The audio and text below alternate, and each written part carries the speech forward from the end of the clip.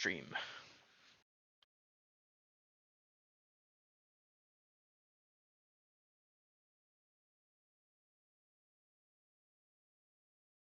There we go. We are live. Sweet. I've also prepared this time with some tea because last time I did not have Oh, tea that's perfect. and I got destroyed. My throat was like just completely dead by the end, especially when it was me and you last time because that one went long. That one did that did go very long.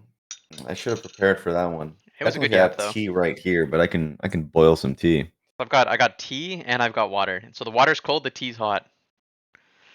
All right, Got you know what? Give me a minute, a solid minute. You Good bailing thing. right at Let the me let start of me the get stream, some. Raz, to make tea? Right at the start. Right at the Where's start. the professionalism, man? Absolutely no professionalism.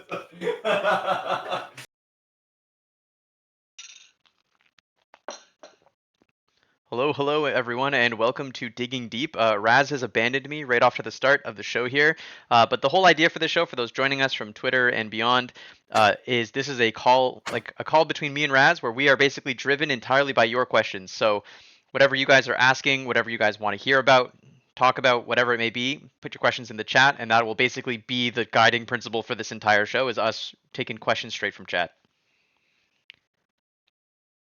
Okay, perfect. All right, first question is, We're good to can go. someone get signed to Dignitas? Afraid not, pal. Oh, But it was a good they attempt. could try to get signed. They could try. Now let me get the. Oh, how do you that get up. signed? So is this an actual like earnest like how does someone go from like being a player doing their own thing to going into pro, or is this like a how do you specifically get signed?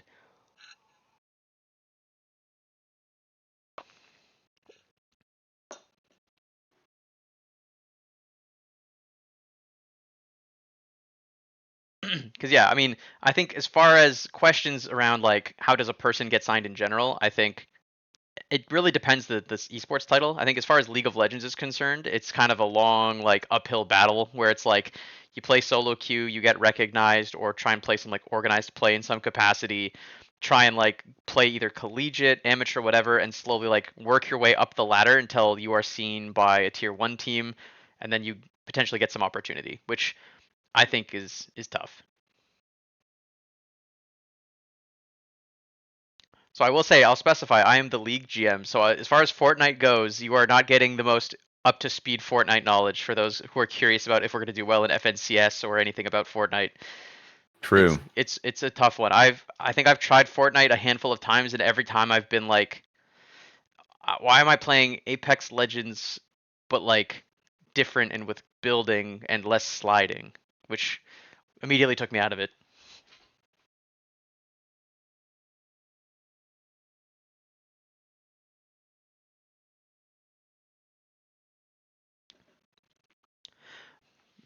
Yeah, Raz, do you have any things you want to definitely talk about while we wait for folks to trickle in?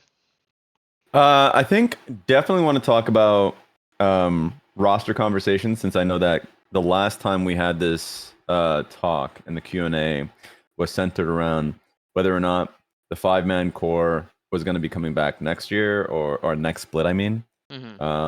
Especially, I know there was a heavy conversation around XU and his drive, so there's that. Also the Denethor acquisition. Like I think there's a lot to talk about from takeaways from last split and just roster talk, at least.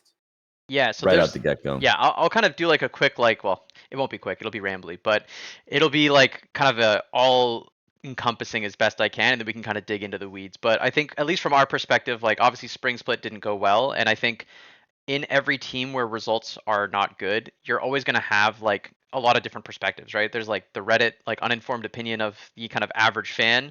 There's the kind of caster, expert analyst, even like staff from other team opinions where like you kind of see more, you're seeing a little more, you're like a little deeper towards like the truth of the team.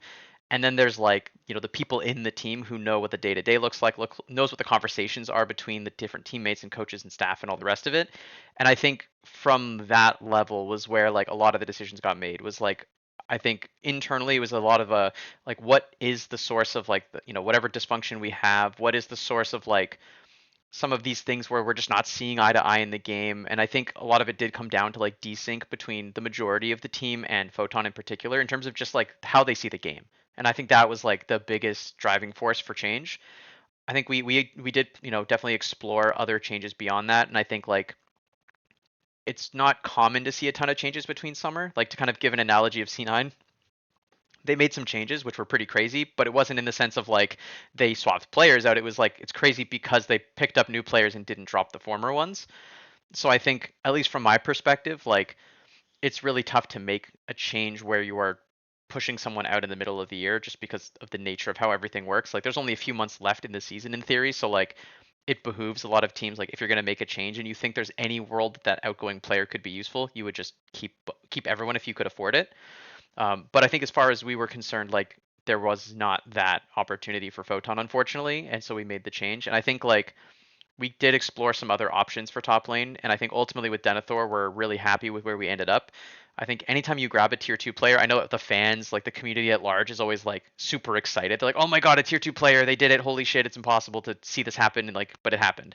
But I think for a lot of us, like we were just assessing like in a kind of listed order, like who are the best candidates to replace Photon if we were to make a change, and it ended up being that the one that that we got that was most available, that was most excited to play with us and get the opportunity was Denethor, and ultimately that's where things ended up. I think with just the few weeks of scrims we've seen so far, I'm really excited for his growth. Honestly, I think we expected him to come in a lot greener than he did, and he came in kind of contending pretty well almost out the gate, which was pretty awesome. And I think as far as like the team as a whole, we're in a much better spot. Obviously, like nothing's perfect. We still have a lot of an uphill battle to climb through. Like 4/5 of the roster is still the same, so it's like we still have things that we needed to work on in spring that continue to be worked on going into summer.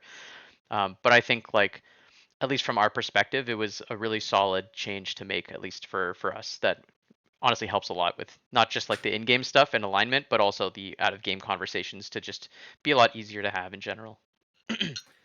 I love a lot of these takes, or at least like basically at the very beginning, talking about um, the team having a different view of the game, and um, I guess speaking to Photon a little bit more. I was wondering more about for Photon and the decision to move away from him, because I know that the community, because you talked about the delineation between the community's belief, analyst belief, then the internal team's belief on how what is actually going wrong.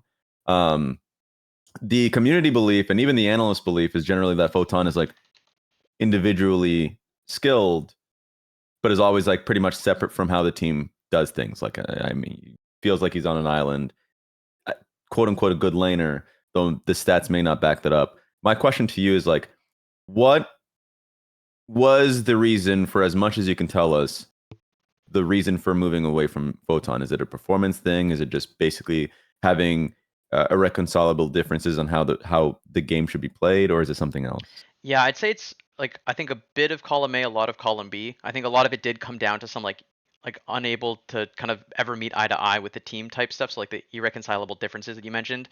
But I think also there is an element of like just the way that the performance was going throughout the year. I think for the most part, people saw the games. Like even if you rewind the tape all the way back to like lock in at the start of the year, that tournament, the first couple of weeks before when we had the subs, it was like we had the subs and then we had the starters who like just flew in that week and had no practice with the team, and then we kind of got to see like a glimpse of what the team could be in that third week. I think for Yeah, that those 3 weeks, Photon was probably playing some of the best he was playing most of the year. He had like a standout Kennen game, a lot of like really true. just strong individual leads in laning phase. Like there was a lot going right for him in that event. And then when we got to spring, I feel like we had some individual games here and there. Like I think one of his Shen games towards the end of the season into Sion was like super good. But I Yeah, think even if you go and rewatch those games, you can kind of tell like even if he's building his own lead on his own, there was not a lot of like cohesive things happening where he's like either calling people to him to blow the lead and like take a turret, blow the game open, take their stuff forward, get control, or like bring the lead to the team and like smash a dragon fight or something like that, and like really get the game going. So I think a lot of it just came down to because there was such this like irreconcilable difference in how they see the game. It was really hard to translate any lead he did generate on his own, and I think to a certain extent that's going to cause any player to become a little bit like unsure of like what do I do, right? Like if they feel like they're doing the right things individually and they're potentially generating leads but then not being able to convert that into something that doesn't feel great. And conversely, if they're struggling to build their own leads because they're not able to connect to the team, then that's going to like potentially create a cycle in your brain to adjust how you want to play to try and compensate. And I think those like series of compensations and not being able to like really bring themselves like Photon to see the way the rest of the team saw it, basically in terms of like how to approach the game holistically, made Yeah. it so there just really wasn't like a way to make it work, I think. Mhm. That makes sense. And a point to the chat, by the way. They are saying, "Hello, I have a question." Guys, if you have a question, just put the question out there. Yeah, If you you have know, a question, just throw the question out. yeah, just toss it in chat. You can add me or Raz or just throw it in there. Where we basically both have the chat up. The chat's on the screen as well. Like Yeah, where the chat exists to be the delivery of any questions you got for us to just dive into whatever you want to talk about. true. And a question that I have is because I remember the last time around you um mentioned that you were watching tier two. Yeah. And I guess a lot of people in tier two either didn't believe that or like um were kind of like wondering about that. This is an obvious proof towards that. My question would be, what was the process in finding Denethor or like reaching out to Denethor? What was that process when you were looking for someone to take that place for Photon? Yeah, so it's actually a very interesting story because we had been exploring some other options that we thought would pan out, that we thought would work, but candidly, like they just kind of fell through, and we were like, okay, well, now we kind of need to scramble and like let's go look for like the number two on our list that we had on the list the whole time is like if if Plan A fails, we're probably going to go to Plan B, with like the secret Plan C likely being maybe Photon stays and we try and figure it out, but like we weren't really thrilled about that. So ultimately, it came down to let's look at tier two, see who's accessible, see who we know we can talk to, and at least like have the conversation to gauge like, do you want to do this, right? Because I think what's really interesting with Denethor in particular is he's actually quite close to finishing his college degree. Like he's I Mm, think one semester away, but had like a class that he needed to wait till January to take anyway. So like there's also there's no major like CLOL stuff happening in this like kind of time of the year. So it was like a unique opportunity where like best case scenario, obviously he makes a name for himself. We're excited to keep him. We extend him all the rest of it. But worst case scenario, like if things don't pan out or he chooses to not want to pursue this anymore after a split, he has like the ability to go back and potentially continue his time at Winthrop, finish his degree, and continue his life. So for me, it was like a unique opportunity to say, hey, this is like the lowest stress possible. Like you have your safety net if you need it, which should empower you to like really give this your all and give this an opportunity. Like if something pans out here and this works, like you can go grab those credits whenever you want, right? Like it's not a big deal. But yeah. for me, that made it super interesting. As far as like why Denethor amongst the crowd, I think the NACL like spring playoffs in particular really showed like what being a stable top laner can do for a team. I think it's something that Dokla has even showed on Lion, where like if you just know how to play your role and are able to play the Jaces and the Nars as well as like the Vaynes and the more pocket picks, as well as even the tanks and bruisers and stuff, like if you can kind of confidently play each of those categories and just do your job within the team, that's almost sometimes more valuable than a more one-dimensional player who really excels at one of those categories but can't actually fulfill all of them. Mm. Uh, don't mind if I ask, but like the plan A's or plan B's when you were searching out there, were they also North American players or just like basically searching the entire market? For me, if our primary option didn't pan out, like all the other options below that were all tier two players. Obviously, I will give the Okay. caveat of like, I'm not sure how many folks have like taken the time to go look on like like Wikipedia and other sources to see like the little flags next to all the names in tier two. There's a deceptive Yeah. amount of non-American flags there. So when you're in a position like this, like if you like so for context for those who aren't aware, so Canadians do still need a visa to play. So even if you are Canadian and you are like an NA resident, we still have to pay for your visa. We still need to wait for the government to process it. And like if you have only played tier two, it's not the easiest case in the world. We're probably going to get a request for evidence. We're probably going to have like some extra process to go through. It's going to be time consuming and cost not cost prohibitive, but it will cost something more than an American player or a player who's already within the North American system and has a visa. But the important thing is the time.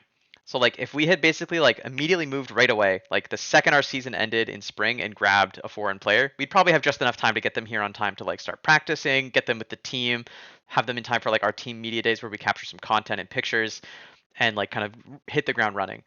Any later than that and we probably would have risked a player just straight up not arriving on time or potentially Yeah. missing week 1 altogether, which then you have to sign a sub, becomes even more costly. So for tier 2 in particular, it is actually like sometimes not even that easy to just have the players be here on time because there's so few True. like American players. Like especially for I think top lane and jungle, those are the two where like you'd be surprised how few domestic players there are in that role that don't require a visa.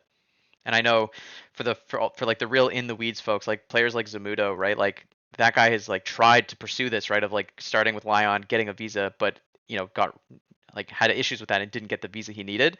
So like it in theory you can always get those players, but they always carry with them a risk of like what if this visa gets delayed? What if it doesn't get accepted altogether? Like at a certain point the show must go on, which is why I think a lot of people explore those kinds of players in the like October November period of the year, build their case ahead of time, sign them on the free agency date, file those visas and have all of like, October, November, December, parts of January to like worst case, navigate that process and then go from there based on what happens. But obviously, middle of the year before summer split, it gets a little dicey. Which is Quick why, question from my side, yeah, I will say that's also why because we're very lucky that Denethor is American and was completely kicking ass in tier two. So it made it easy because we didn't have to stress about that additional layer. true. And I do want to go back to the Denethor part, but just kind of picking up on that one because you have good eyes on it. And you spoke about the Canadian visa process or just like the visa process for anyone that's even if you're within the region. Mhm. Um, because obviously you're not online, so you don't know the process that Zumudo went under. But are you surprised by how difficult it was for Zumudo? Because like we've seen a lot of Canadians, it feels like go through pretty easily. Like Cryro was in that same time span, I Yeah. guess. So I Um, think I don't want to like throw too much shade here, but I do think that like that case is not hard but also isn't easy, right? Like I think Kryra getting in relatively easily should show you that like it's definitely possible for these cases to go well. I will also say like having gone through some of these cases before, I've had an off season back on like Golden Guardians where we signed I think two or three Canadians in that off season at the tier 2 level and one player had very little international experience other than tier 2 and it was kind of on us to make a compelling argument to say like not only is this guy like good enough to be an LCS but he's also like going to meet the criteria set out for this visa, which wasn't super easy. It took some like yeah, conversations between me and the lawyers to like mix my like expertise of like the scene and kind of how this all works and the players that they're participating against, as well as the expertise of the lawyers to try and craft an argument that would be compelling. And sometimes there is just an element of randomness, right? Like during that batch, we had I think it was like Yunbi and Chime and some other players. And like Yunbi, we had a request for evidence. We eventually managed to convince the government, like, hey, he does meet the criteria. Please let him in. But for whatever reason, with Chime, they didn't agree. And so like we then had to like apply again. And obviously that second application is always hard, which I'm sure Zamudo had experience with, which is when you file the second time after being denied, you then have to say, yeah. have you been denied a visa? Yes. And here's why. Which then is going to add that extra like level of scrutiny to your visa application. So I don't want to say it's like impossible to get these visas. It's just you have to kind of measure twice, cut once, and make sure you do it right, which I think DSG was able to successfully navigate, but obviously Lion unfortunately was not able to navigate. That makes a lot of sense on my side. I'm scouring the chat just to see if they have a question that would be my question around Denethor. I can just ask my question, which is like, how do you feel like Denethor has been adjusting? I think pretty good. I think the one advantage to grabbing a player from collegiate in particular, especially one of the schools where they're like in person training in the lab every day, a Mhm. lot of the like day to day process of like what does a scrim look like, how do scrims tend to go, all that kind of stuff it's not that alien, right? It's like they're in person already. They've been kind of mostly doing the same thing. It's similar to back when like Academy existed, where like that base level of like how the day flow goes or how a scrim flow goes, like that's all mostly the same. So True. it's much more translatable. And then I would say beyond that, like just from like a level of play perspective and like understanding his role, he's been amazing. I think we were all like expecting to have a lot more struggles at the beginning where like, I think right now for the folks keeping tabs on like who is where in the world, not all the LCS teams were here right away. Some folks were still in Korea finishing their boot camps. We had some people traveling for international events. So like the teams that were kind of not at those events and not in Korea were the ones who were here scrimming each other, which leaves like TL, C9, us, and a couple others. So like a lot of us are just scrimming each other, which for the if you're keeping track at home, those are a lot of really strong top laners. Yeah. So he's been I don't want to say put through the ringer, but he's been faced with some strong challenges, and I think he's met them really well. And I think we've had plenty of games where like he was out muscling obviously there's other games where it goes the other way. That's the nature of scrims. Like I think Yeah. everyone always talks about scrim bucks and how like they're totally winning scrims. Like we've had individual like laning phases where players do super well, and we've also completely run it down sometimes. That's the nature of it. So I think we're in a pretty good spot to be confident that he's going to fit in just well on the top side. Like I don't think there's going to be too many concerns about him like struggling to kind of meet the challenge, because I know a lot of people are probably assuming that with the top lane talent pool being as stacked as it is, that like it would be hard, but I genuinely think he's been doing great, and I'm really looking forward to like how he actually does in the stage games. And to even piggyback this into another question we saw, someone said, "What's the support staff looking around Denethor this summer?" So we have two coaches, a head coach and an assistant coach, Swiffer and Emmy. Emmy is actually coming from a background of like assistant coach, positional coach type work, predominantly around top lane. So this is actually like a pretty uniquely good opportunity for him to spend a lot of extra one-on-one time with Denethor throughout summer split to kind of help catch him up, and then also continue to develop him past that catch-up level. There's a few more questions here too. This is funny. Pilscar, who is Denethor's dad, Yeah, and you will see him in chat for every NACL game in which Winthrop is playing. because we'll see him in LCS chat now. That's true. Does Raz remember meeting me at CLOL 2023 when he said, "Oh, when I said, oh, you'll be casting Denethor when he's in LCS," and Raz replying, we'll see, yes sir, will she?" See, look, my memory is so bad. I do not remember this interaction, but I do feel like that is very much like a correct That sounds like what I would say. But I do remember 2023 CLOL. I do remember that being like the finals being in person, and also being. I think I was at the bar afterwards. I don't know if I don't think I saw. I saw a lot of the guys at that time. And yeah, I mean, Denethor being in Winthrop for over 3 years and just being the backbone of that program in my mind, him and mobility, like he has been a major carry. Both strong side, both weak side. I think this has just been an insane pickup. And the only question mark, and I said this on Twitter too, is I always feel like you kind of mentioned it, which is top lane pool is really difficult in LCS. Like randomly, there's like the top lane, you're going to be going up against Thanatos, you're going to be going up against like Morgan, Gakkos, all great laners. But I do think Denethor has a really good head on his shoulders, so I'm excited Yeah. for that. Yeah, I think his mindset as well is really good. Like genuinely, I've worked with a lot of players in my time, and usually like you'll start to talk to them and realize like how they are as a person, their quirks and their personality, and you'll be like, oh, here's like all the reasons they got to pro, and here's all the reasons why like they're not the best that we now need to like massage and kind of make work with the rest of the person. So far, I Mhm. have yet to find a thing with Denethor that like I see as like a thing that's holding him back. Like I think genuinely Yeah. it's just time, practice, opportunity are like the only things that he needs more of to continue kind of seeing his potential. And Kerman did mention this in you mentioned this earlier, but Yeah, about asking the having a question semester of, left.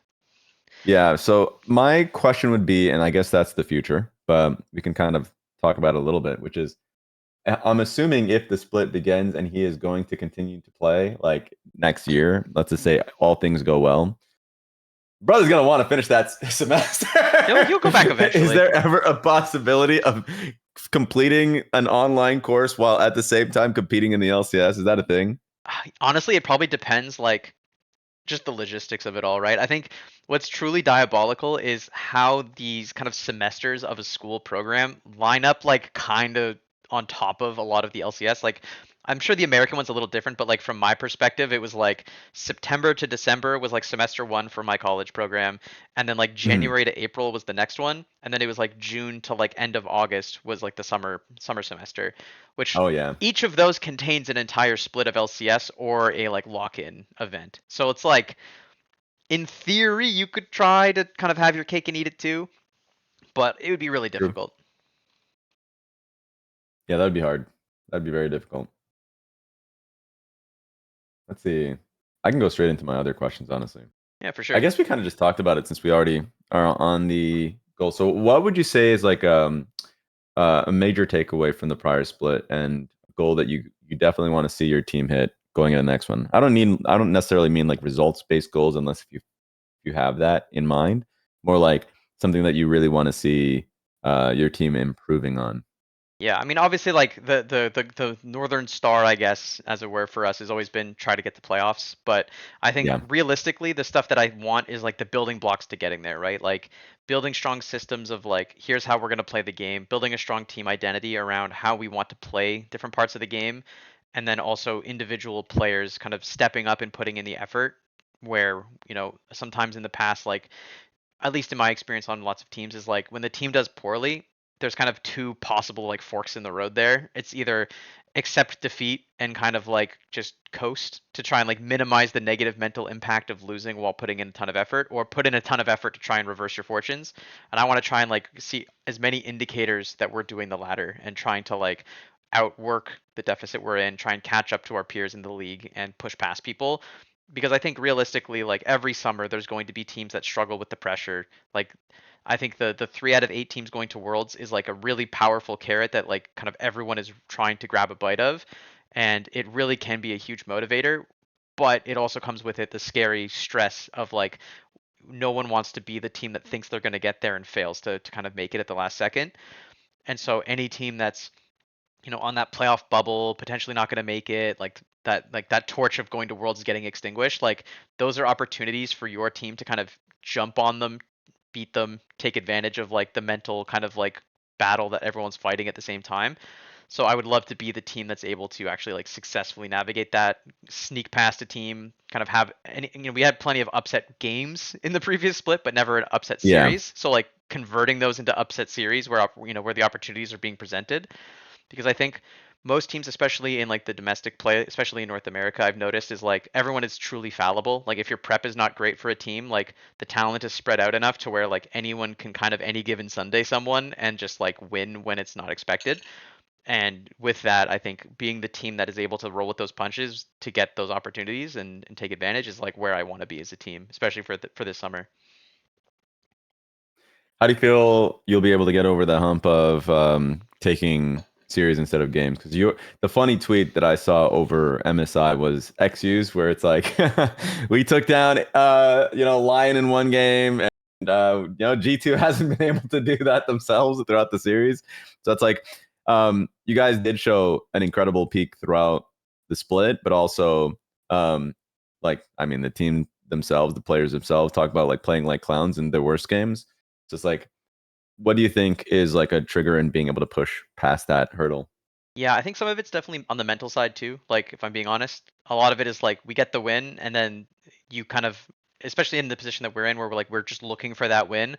The second you win one game in the series by just doing all the right things, following your prep, kind of taking the opportunities as they're given, you then go into the next game, and it's like, okay, now we need to like do the same thing we just did, but not get too excited about what it means for us. Because I think that kind Yeah, of that cuts both ways, right? Like when you're 1-1, that game three all of a sudden is real scary for everyone. Because if you win, oh my god, euphoria, we did it, we won the game, whatever, the stress is behind us.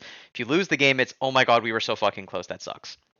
So for me at least, yeah. like I want to see us be able to win that mental battle and approach once we're in the position to win a series the same way we approached in the game that got us up to that point, because that's ultimately the hardest thing for most teams.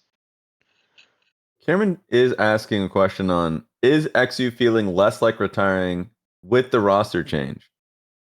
Yeah, I mean, I think with less dysfunction on the team, you're always going to be a lot more motivated. But obviously, I think that's a question better asked to him. Obviously, he told us that he wanted to keep playing. That was like his intention was like, hey, I want to finish this out. But I think obviously, it's up to him to decide the answer for that question. But I would certainly hope the answer is that he feels less like retiring, because I think Denethor has been a great addition to the team and it's been like a big bastion of like hope and light. He's got a very unshakable mental, so no matter how disastrous or amazing a game is, he's always just like level-headed, like, hey, here's what I did right and wrong. I'm gonna work on it, and let me know if you guys like. Let me know what else you need, kind of thing. So I think that's been really, really great for the team in general.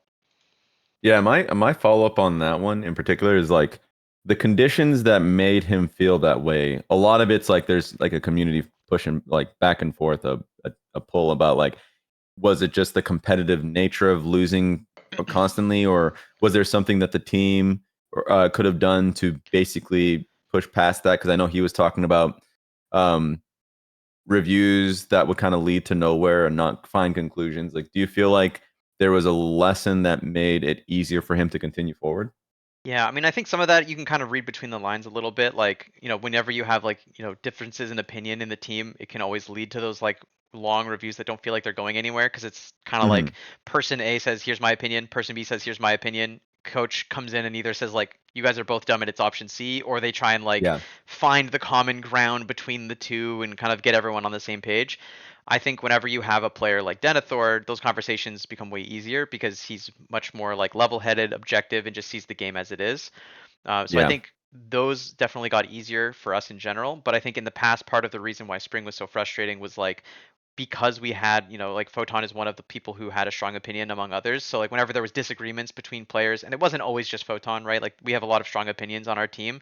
Whenever those conversations would happen, it was really easy for them to kind of drag and go long and just turn into like sometimes semantic, sometimes like theoretical conversations where at a certain point you kind of like lose the plot of what you were talking about. And it yeah, kind of comes down to like, hey, the coaches try and like reel everyone back in to be like, okay, let's like actually find the point we're trying to get to here. And sometimes those conversations don't always go where they need to go. But I think to speak to the broader like macro point, I think part of the reason why things felt so dire in spring was because we basically took upset games off of really strong teams, but didn't deliver in the series where we were the expected winners. I think that's like the biggest one. Like week one versus Shopify, I think 9 times out of 10, if we replayed that day and like were able to just like sim it out, we would probably win more than we lost just based on like the okay, current the conditions of the team. But yeah, obviously, like the day panned out the way it did. Didn't go well. Team was pretty disappointed about that, self-critical, and all the rest of it. And then, you're not gonna get to play any of the opponents you're expected to win until literally the last 2 weeks. Like our last 2 weeks were Sentinels and DSG, which were like the other two teams in that like lower echelon of teams. And so it was like we spent like 4 weeks in the gauntlet against like the best teams in the league, trying and successfully getting games off them, but never getting that series win. And so by the time we got to the end, the math when we looked it up was like, oh, these are all do or dies. Every single one of them is a do or die, and the difference between like a 2-0 and a 2-1 could actually matter. yeah, And all of a sudden, like you don't get that like week 3 versus DSG game where you can kind of like if we win this, our season is a little like lower pressure because now it's on them to try and catch us, and you can just like play to build the lead in the score table. Instead, it was, spend the whole split trying and not being able to overcome these teams who are like the league favorites, and then showing up to like your final stand having to like just win out and never make mistakes and be flawless because of that first week true, as well. So I think part of it was just like the psychological impact of just how the schedule unfolded was really unfortunate for us. So I'm sure yeah, for teams like SR, right, like they kind of had that win right at the start, can look ahead at the schedule and be like, oh damn, like we probably only need to win one more series and we're probably fine. That yeah. probably is like a huge load off their shoulders. I'm sure people saw the docu series they put out, but like even with that win, like the pressure on them was still pretty damn high. So I think it's really easy for a team that's struggling to put pressure not just like on themselves as individuals, but on each other as like a broader team, and it definitely makes things really hard. I'm gonna reach back to the beginning of your answer because I was very interested. I think when XU had his um like basically his interview and even at the clarification afterwards in the Q&A, so many people look to the comments of um you know teammates not like respecting each other or agreeing with each other and the long like review thing, and they pointed out one person who is right now like the most, I'm assuming, uh I would say maybe a lot of the community just like puzzled him. They would point towards Palafox. It was like Palafox, Palafox, Palafox. But at least in the answer that I'm hearing Photon was also a kind of like was a person who was attributing to that nature. I don't want to put like words in your mouth in this case, but like to put that out there in a way to speak on the community just assuming, was this like a misunderstanding or is it more of like a team wide issue? Yeah, I mean, I think usually the struggle is like you only really have these like long reviews that feel like they don't go somewhere when you have more than one strong opinion, right? So it's not just like Photon Yes. is like the lone guy off on his own with his own opinions, pissing everyone off, right? It's when someone like Photon or someone like Palafox butt heads that can get bad. But also there's other people on the team with strong opinions too, right? Like FBI, people don't really get to hear or see a lot from him because he's I don't know, for whatever reason, the funniest guy ever who's just avoids cameras like the plague. Drives me crazy Yeah, it because pisses me off. he's That he's pisses me a off. guy. He's so funny. He's genuinely one of the funniest people in the league. A great Yeah. personality. If only he had the desire to be in front of a camera more often. Yeah. I hear Um, you on that one. but yeah, outside of that, That's like my one of my goals, by the way. That's like actually one of my you goals is gotta to get. ambush him.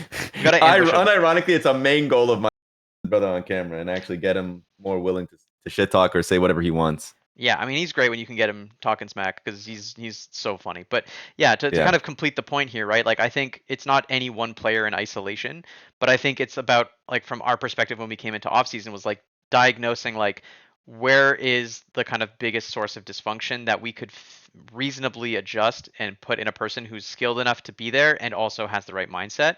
So ultimately like Yeah. we made the choices we made, but I I don't want to like completely, write off the wrongs of anyone else on the team, right? Like it's a collective, like when we make mistakes and we have these bad like, bad habits in review and like how we talk to each other in terms of just like everyone trying to like prove their opinion or like have their perspective be the one that's, seen by their teammates cuz I don't want to say it's all like, a person saying I we need to do things my way or you're all wrong or anything like that. It's very much like they want you to see the game the way they see the game. And so they'll tell you, Yeah. they'll tell you like, hey, in this situation, could you have done A, B, or C? And the person will be like, no, no, no, because I need to do like, X, Y, Z. And then those two people then go in a circle for like 10 minutes of like trying to understand why they think the way they think, and usually those conversations do end up in a place where like you can kind of understand each other or at least like realize the context that one person considered and someone else didn't, get on the same page and kind of move on. But the struggles that we were running into is those conversations weren't finding ends and needed to kind of be like mediated as like, hey, like we have like another scrim game to play, we need to like put a lid on this, come to this after practice and like talk about it again. And then those Yeah. led to like, post scrim conversations that were similarly like inconclusive, which I think caused a lot of like just latent frustration. Like we're just using a lot of time when we could be, playing solo queue, taking breaks after a long day of practice, being social and like hanging out, playing board games and stuff with each other, which we were doing. But I Yeah. think there's always that like tension in the back of the room where like, hey, we're losing a lot of games. We just played scrims, they didn't go great. Like playing board games is a good way to like forget about it for a second, but like there is that like lingering tension in the back of the players' minds of like, hey, we're competitors, we want to win, and like, hey, we like really, really want to like get out of this rut. What do we need to do it? And everyone kind of like having that wheel turning in the back of their head at all times. And I think that's like any team that loses a lot in the LCS is going to feel that. And so like Yep. even if we had the best environment in the world, like you're going to see those moments of frustration, those moments of tension, those moments of disagreement on even the best of teams. Like I'm sure even teams that are like super successful, right? Like I'm sure people have seen clips from Lyon behind the scenes. Like the way they talk through some of their issues isn't always pretty and it's not always like the most productive, but like at the end of the day, they're having the conversations the way that they need to have them. And if they're able to come to a conclusion at some point about it, sweet, that helps them get where they need to go. But like, if they ever were to have like losses and things getting pushed back on or anything like that, like that kind of stuff can really, really like add a lot of tension to a team environment that is like difficult to like kind of masterfully maneuver through on the coach and staff perspective. Like it's not easy. That's true. I think being on a last place team or a second last place team and the whole question of like what is a good environment is always interesting to me because I have been on a team where the environment is great, but like you're losing every game. And you're like, actually, we probably need to have more conflict on the team. Yeah. Like people that literally bust each other's balls because like that's how you get better. But if you don't have that, then like everyone will be in good terms, but it's like we didn't actually accomplish our job. That's actually an interesting thought process. Yeah, I think a lot of people, I think there's like an old saying that's like the opposite of hate is apathy, instead of it being Yeah. love. And I think like for a lot of teams, it's like the opposite of passion is apathy, where like those are kind of like I said before, right? Those are the two kind of forks in the road you can take when you're struggling on a team. It's either like try to outwork the problem or try and like disconnect yourself so that like the mental frustrations and emotions that come with losing and not being able to be successful in your competitive endeavor don't hurt as much as they used to, which for some people is the route they take. So I've definitely seen my fair share. Like I think the classic story, right, is you have a last place LCS team. You're into the last 2 weeks of the season. They're mathematically eliminated. All of a sudden, they're playing the best damn league they've played all year. because there's no Yeah. stress, there's no pressure. They've all fully disconnected from like the stress of it all, and they're like, we're here to show up and completely fuck with your pick'ems. That's their goal. True. And I think like when you have players that are in that position, like it makes sense, right? Like you're going to see teams that have like a super functional team environment because there is like some element of apathy towards the results. And while that can kind of work, it's truly like a band-aid kind of hiding the real reason of like, hey, we want to win, but like committing ourselves to this just makes it hurt more when it happens. Hmm. Question for the chat. Pilscar the goat asking about why are the jerseys sold out? What's going on here? Are the jerseys actually sold out? And he's asking because I'm assuming that he's trying to get a jersey to support his boy. All right, let's take a little look see at the store here and see, because I've never actually had to use the store to order a jersey. I kind of just message our merch guy, and then one of them appears at our house eventually. Oh, that's a good point. But let me take a little look, because I guess they might be. I'll have to reach out and see what's up with that. Oh, actually, they Nice. look like they're on sale. Oh, they're out of stock. Okay, yeah, I'll reach out to our merch folks and see what's up with that, because I know we have some that we can sell. So I think for Pilscar in particular, we can inconspicuously send one in the mail, and it'll arrive at his house. But Big. for the rest of the folks, I will keep an eye on and figure out why there are no longer any available on the website.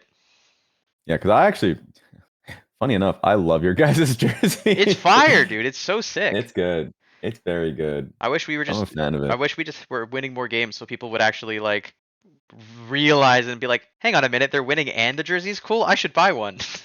Yeah. Yeah. Um, Another one, of course, from Kierman is FBI excited for a mage bot meta? Okay, let's talk about the meta. Because Raz, I'm gonna be honest with you. I didn't I didn't get to watch a ton of all the international stuff going on. It's been real busy with Yeah, work. But every time I look at it and I look at the nonsense that's occurring on Summoner's Rift, I have to ask why have they allowed this to happen? Why have it's they heinous, done this to us? bro. It's so bad. I like will watch a Well, scrim and like there's like a melee support killing my top laner at level 1, and then they're just not leaving, but they're also not getting experience. So there's like a level 1 melee just beating up my top laner with a level 3 top laner just 2v1. And then on the other side there's like a Ziggs or like a Syndra or something just chucking spells on the wave bot lane and just somehow not going I don't understand what's going on anymore, man. I don't get it, man. I just don't. It is unfortunate when you see literally for the majority of the year thus far, it has been Enchanta meta where the support does not leave the lane. And so every lane is functioning on its own. And to be honest, that was boring for a good amount. I Yeah. got bored. But this is an extreme. this, Yeah, this is this like happened so it's like quickly. when they invented lane swaps for the first time and everyone was like, but why are they just like dancing and trading whole maps for like 6 minutes straight? Like this orchestrated like thing that they've all handshaken on beforehand. Like it feels like a weirder, like less like symmetrical version of that. Where like sometimes it is straight up a 3v3 top lane for fun while mages just clear waves bot.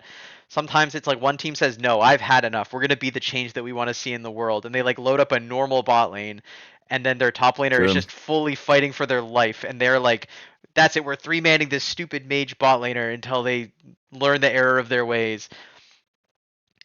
And At first, like, it was just Camille. At first, it was like because like internationally, you saw I was like, okay, Bustio started level 1 top lane, and he is going right back after a base. It's like that's rough. Or like dying level 2 or level 3 or having a bad trade, immediately going top. And you're like, okay, well that's just he's the 80 carry slash mages that are playing bot lane are just 1v1. The supports are just roaming, and so people started going like Shen to respond to it. But people are like, actually, even though people are playing Camille into Bard players would like to play into Camille because then you can just have the Bard ulti for a Camille engage. It's like now it's just nonstop roaming, which yeah. is exciting, I guess, but also the most chaotic thing I've seen in some time. Yeah, I think it's like I tried to explain Yeah, this before and it's like I think there's good and bad, right? I think the level of like action, like champions fighting other champions, all-time high. It's amazing. It's electric. Downside, whichever team loses out on whatever action they opt into in the first minute of the game is probably going to be disastrously behind in the 2v2 should they ever try and lane 2v2. So like if you send your like if you have like the Camille Shen like 3v3 the jungles like do 3 camp into straight top lane and just join the fray, whoever wins that fight is likely going to be like up a level on support, up a bunch of gold, and up a bunch of tempo on the map because now they have numbers to like defend like the scuttle crab. They have numbers to potentially get some grubs. They have numbers to potentially just straight up like take a bunch of vision, reset, run straight to the opposite side of the map and do it again, pushing the other jungler entirely out of the game while the again mages are just sitting there doing their thing bot lane. So like my struggle is it's really snowbally if teams opt into this. So I'm curious to see how teams respond. Like, is everyone going to do like the Camille Shen stuff, or is everyone just going to just ban every champ that roams and say, no, we're playing honorable League of Legends today. We're playing 2v2 bot lanes, and we're just going to see what happens. So, like, I'm genuinely curious. I also think it's interesting because it asks the most of supports that they've been asked in quite a while.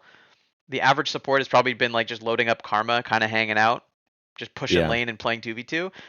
But like, how does a player who just spent the whole year doing that, how are they going to handle like your job is Shen and run around and stop that Camille from being annoying? And your yeah, levels don't matter, your death, your kill death doesn't matter. Like, be useful or die trying. yeah. There's even people going into MSI, even though they didn't end up playing it, were like either scrimming or in solo queue playing Jack support to counter the Camille support. And you're like, where are we going with this? Actually, Butter, my Tushy, is saying, Ignar one LCS in a roam meta. Abuse this, please. Not really a question, but I think is like a good head Yeah, nod I mean, to I think it's Ignar's interesting. comfort point. It's interesting because I think the meta that we were doing well in with Ignar in the roaming meta was like it was less of a like run around the map and do side quests kind of thing. It was more of a like you are playing like Kaisa Nautilus versus like something plus Alistar, right? And it's like the Nautilus Yeah, and the Alistar will like take turns trying to pressure mid or like invade with the jungle or like flip top for like a one-off gank when they have time. I think what we're seeing now is like that cranked to 11, where it's like you're playing an even more aggressive, like all-in version where like these champs are very all or nothing. Like if Camille doesn't get levels, she is so squishy, and if Shen doesn't get levels to get towards 6, he's like I don't want to say useless, but like he's way less useful than a lot of other supports who can like yeah. hit, like even level 3 Shen versus like level 3 like Nautilus or Alistar in terms of just like raw teamfight utility, massively weaker. So it's like you're kind of all in on like this has to be something. True. And I do want to hit a current, like, I want to continue to touch on the meta point, but Bayora has responded. And I have no idea what the LIS is, but we do. Do you know what an LIS is? Let me scroll up and look. This is just a gambit that it's not just a these nuts or whatever joke, but it's like, are we entering the LIS this year? Obviously, you don't have to leak the team, but I'm wondering if you have committed any resources and why/why not. Don't know what an LIS is. I don't know what the LIS is either. So It it is the might new GC circuit. Okay, we need to stop with the acronyms. What is GC? game Oh, game changers. changers. Game changers. So are you talking about the Blue Otter like invitational event? Oh yeah, I did hear about that. Because yeah, I'm Um, interested. I'd love to be participating, but I will say there was like not a lot of time for teams.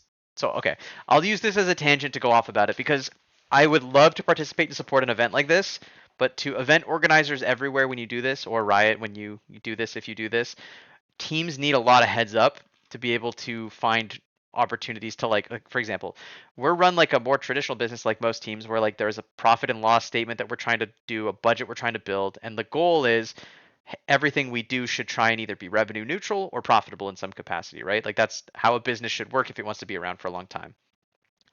Every team who does this, if they don't just have like a giant like miscellaneous expenditure like bucket somewhere in their resume or in their kind of like budget, is not going to be able to just like immediately snap up a team and be like, awesome, I'm participating in this new event, awesome. So for us, like we would want to like bring on like a partner that's really interested in supporting these kinds of events, whether they're from an existing partner or potentially an external one that we want to bring in to kind of be the title sponsor or support in some way. Those conversations take a long time. and we kind of need to know ahead of time, like when are the dates, what's the scope, what is like, what level of like viewership are we going to be getting, what's the level of broadcast production that's going to be on this, are the players going to be able to wear jerseys with partners on them so that we can show them off. Like these are all questions that like teams need to kind of have answered in some capacity, and it becomes really difficult for us to be like, oh hell yeah, we're going to immediately jump in, we're going to grab the best team we can, and we're going to like, enthusiastically participate when we we can't really, full-heartedly jump in and just do it, right? Like I'm sure the costs are quite low compared to some other adventures, but we still need to ideally try and do it right. And as much as I'd love to just like snap up a team, it's hard to do quickly with how quick like registration happened. I believe like the matches are starting soon already and there's like deadlines and stuff. So like from my perspective, I'd love to participate. I want to be able to pick up a team, but the logistics of making it all come together and work and get paperwork out and signed and also partners onboarded to support it and kind of everything attributed, like that stuff is really hard to do in like less than a month turnaround.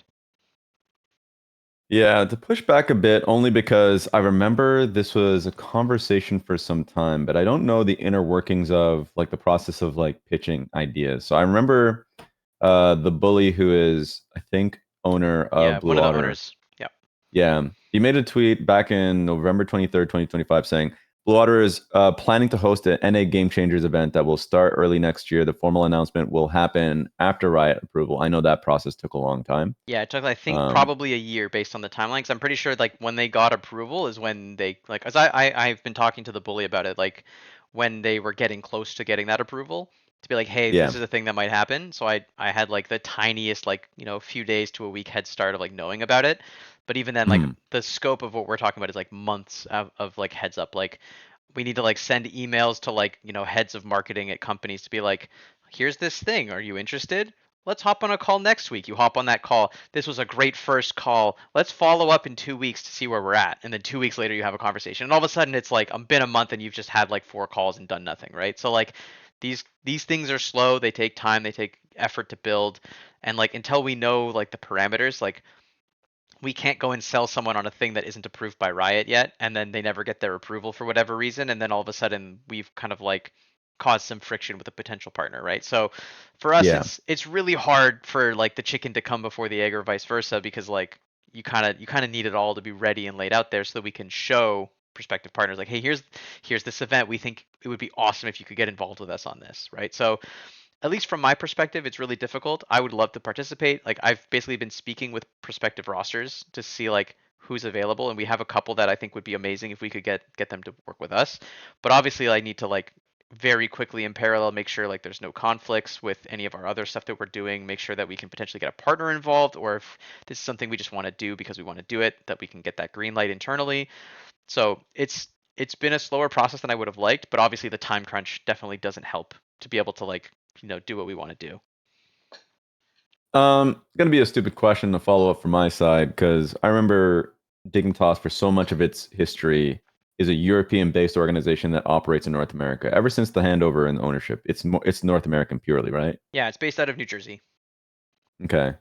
Because there's what's your thoughts on game changers in general? Because I know that game changers or just in general, those type of events have are currently happening in Europe and generally happen a lot either with Valorant or the league side is generally a lot more prevalent in Europe's sphere. Blue Otter even I guess Blue Otter also promoted or partnered with a team from that side of the pond. So my question to you is like, is there interest in going into game changers, even if there's no North American equivalent in the future after this event?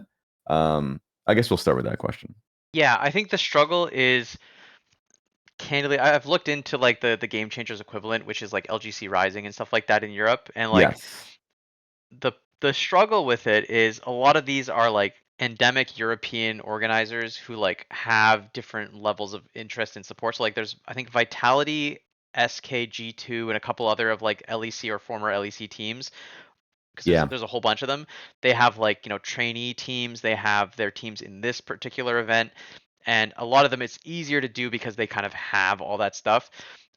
But for us it's really hard to be like, okay, we're gonna like do contracts that are valid under European law from America for Europeans living in Europe for an event that's partially remote that eventually becomes in person. Like there's actually there's a team in that event called Eterna where a bunch of the players are North American playing on like crazy Yes, you're ping. right.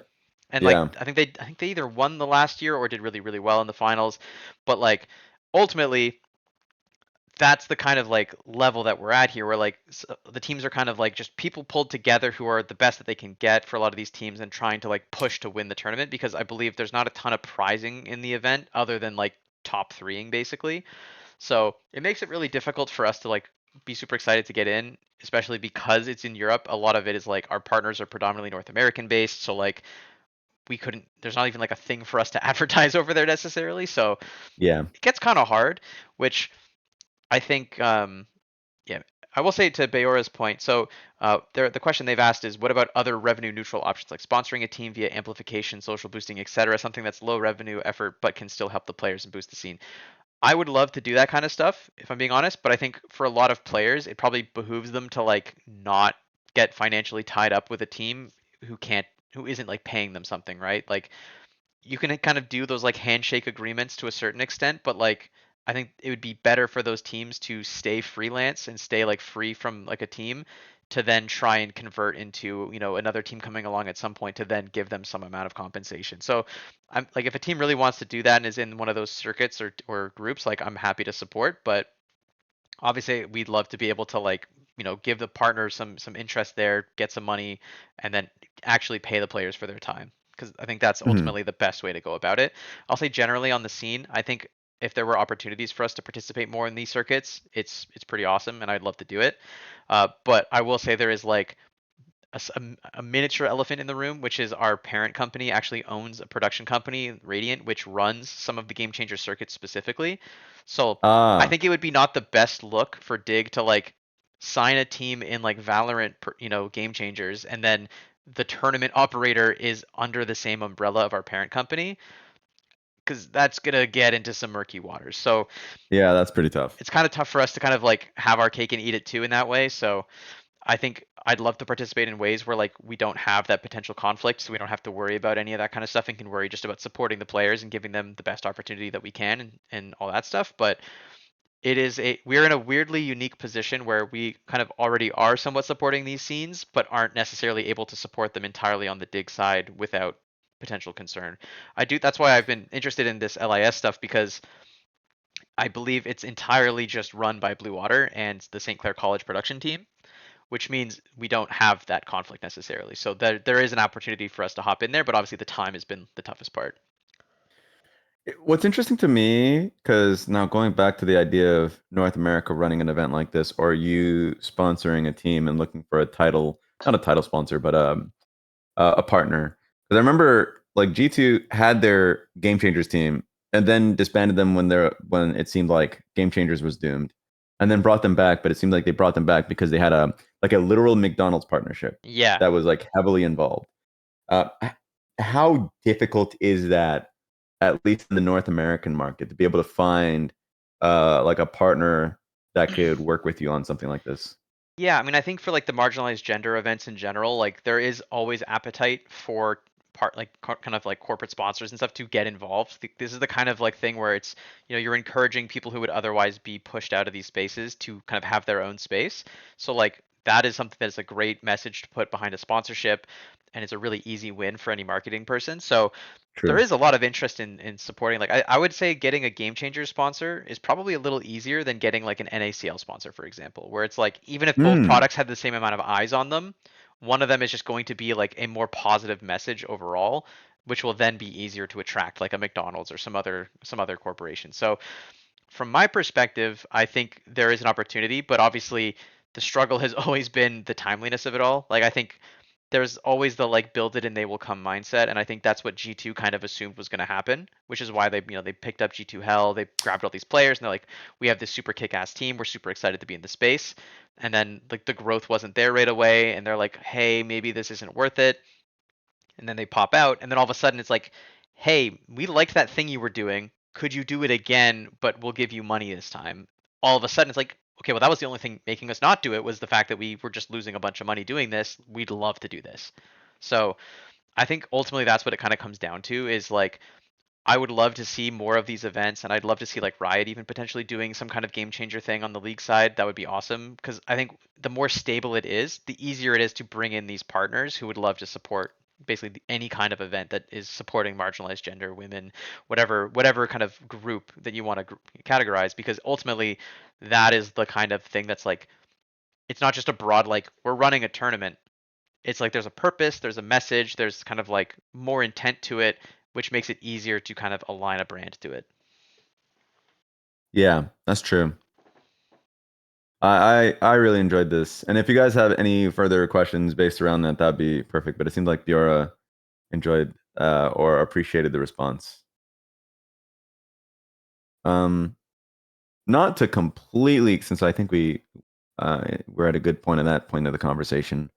I guess in terms of in the same branding, reaching out to fans, a kind of a goal that you guys have in terms of being able to reach out to LCS fans and then turn them into Dig fans, or even just reaching out to the Dig fans. And because I think a show like this does a great deal, but is there further goals in being able to make an effort to reach out to those fans?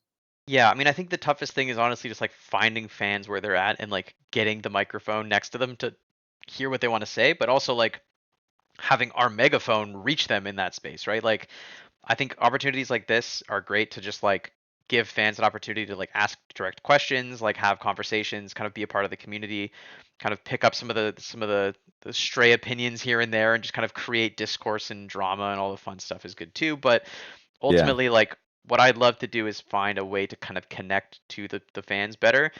And ultimately the struggle is like fans digest media in a very different way. We kind of talked about this in the last episode that we did around MSI with David Shynock, where ultimately fans don't digest content the way they used to. Like back in the the super old school days when me and Raz were young whippersnappers, where we were watching TSM Legends every week, and like yeah, there was always some drama going on with the Curse House and its live streams, and we were going on owned TV and watching Hotshot stream. Like during all these old times, it was like streams where all the players were streaming from like every top team all the time, and it was like longer form like 10+ minute content where it was like yeah, YouTube videos, docu series. Every team had a docu series. That was the way it was. Fans don't really engage that well with those pieces anymore. Like it's much more focused around like basically like super short form, like reels, TikTok, that kind of stuff, or like super long form, like podcasts. I feel like the kind of like extreme opinions have formed, and there's no room to be the like 10 to 20 minute docu series. Like obviously, if you do a really great job making it, like I know C9 has been doing a kick-ass job with their docu series for a while. Their fans have very much been like, that's what we expect of our C9 content, so that's what we're gonna get. But if other teams were to kind of copy the formula of C9 without the C9 fans who expect it, they're not necessarily gonna like cultivate that fandom around that piece of content unless it's like revealing something like amazing every week. Like you're getting some real like behind the scenes like crazy facts. Because like half the yeah, reason, like for example, half the reason my team would watch the Lion like comms videos and docu series was like just to see what it's like behind the scenes, right? Like the like morbid curiosity of like, are they flaming each other? Hey, they lost this weekend. Go check out the next week. Or like, hey, we took a game off Lion. Let's go watch the game the next week, right? Like I think every team in the league is probably doing that. But like for our perspective, like some of our most successful content has been like fun, short form, highlight like the personality and have a good time kind of pieces. And then obviously, I think this show we're kind of starting out with it, proof of concepting it, and hoping that like fans buy into this. And I think even like the uploads of the previous videos in the past were somewhere fans were like, "Oh, this is really awesome that they did this. I can like pop this on while I'm doing my morning commute and like kind of just digest a bunch of content all about the league, the things going on, and maybe some of the more niche topics that otherwise wouldn't be discussed." it's interesting because you're completely right how it's content and how we view it has changed dramatically from being you must create a 10 to 20 minute video, can't be too long or too short, and it's now the literal opposite. Yeah, Back in 2016 it felt like it was a standard to have a content producer in every team to be able to have like those kind of documentaries or just kind of anything. um, Now it's a little bit more stark. I feel like a few teams have it. C9, as you mentioned, has it. Shotfire Rebellion has it. Um, is there, I would say for Dignitas, do you guys have someone dedicated to the content um, kind of role? Are they in person, remote? Because like for me, I think one thing that has definitely helped the LCS is we have like three content people. Obviously, there's a difference in the pool of fun that we put in towards it, but like Yeah, we have three people who are basically running around constantly, um, just like putting harassing cameras. players. Like, Yeah. hey, we like get them either TikTok or YouTube, but mostly like TikToks and Reels. Is there a role for that within Dignitas? Is there a goal to have that in the future? Yeah, so currently we're working with Kyler, who's a contractor that we work with, a former FlyQuest video producer actually. So he's no stranger to any of this kind of stuff. So we're trying to Yeah, like, Kyler's amazing. yeah, Kyler's great. I think the best thing that we can do with Kyler is like just empower him to have more time with the players, honestly, where scheduling allows. So we're going to be trying to do some more regular content this summer.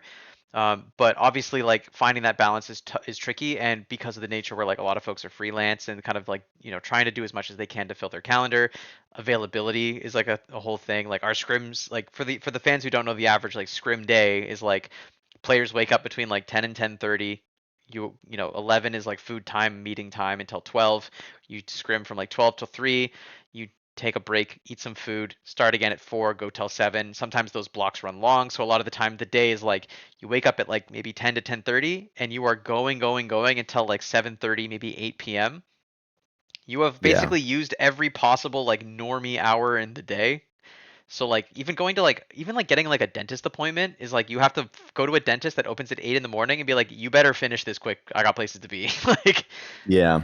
it's tough. So I think for on the content side, like having a full time person is awesome, but the struggle is like where do you even like you have to carve time out for that full time person to even get access to your team, and they need to be willing to like show up at like some nonsense hours or like try and grab some TikToks during the break between the scrims, assuming that day doesn't run long. Like when I was on NRG, I know we were driving our content people absolutely up the wall because that split was the split where a bunch of teams were really pushing to have it be like you play from 12 till 3 and then you take a 2 hour break and start again at Oh, 5 instead of true. 4.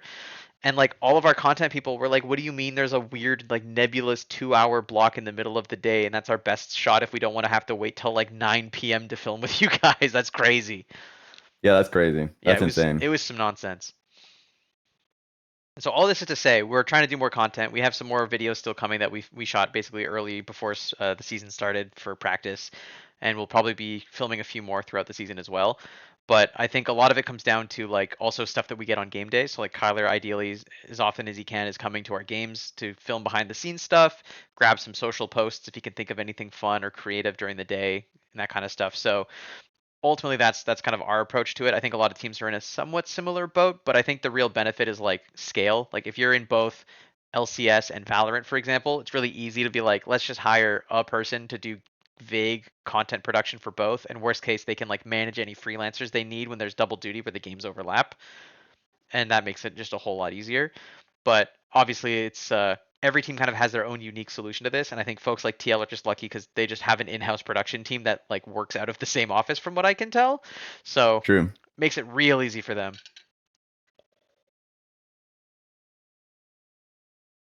Now I'm gonna have the second most unprofessional thing because I need to use the washroom. It's okay. We'll No, I'm collect some just more questions. We'll collect some more questions while you're gone. okay, okay, perfect, perfect, All perfect. right. So for everyone who is joining us that wasn't here at the beginning of the spiel, so the whole way this stream works is we're trying to have as much of this conversation be directed and kind of driven by you guys. So ask any question you have down in the chat in Twitch. Basically anything that you want us to talk about, especially if it's League of Legends related, is kind of the questions we're looking for. So any questions you have would be greatly appreciated. Um, I can hop to a few right now. So Bayora is asking one: Do we have an in-house analyst or data scientist right now? It is actually quite a luxury for a lot of teams, but we're lucky that our assistant coach Emmy actually has kind of a tool that he's been working on where he's been kind of coding a site to pull from like the Riot API systems to populate our own data internally. So we actually kind of have a bit of an all-in-one there where Emmy's super able to kind of help us with all of that stuff. So we got real lucky there for sure.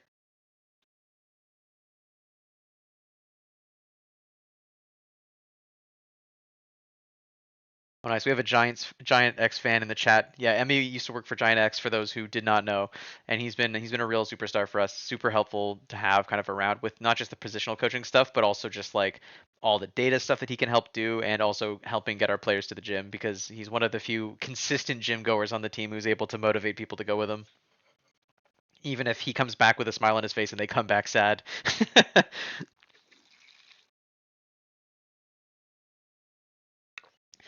Yeah, so to talk about dig setup, so we are in a gaming house setup. So some of our staff or some of our players and staff live in like an apartment nearby or their own apartments elsewhere in LA. And then we have a few players who live in the house full time. And then we have kind of like the scrum room, the living room, like review area, kitchen, that kind of stuff.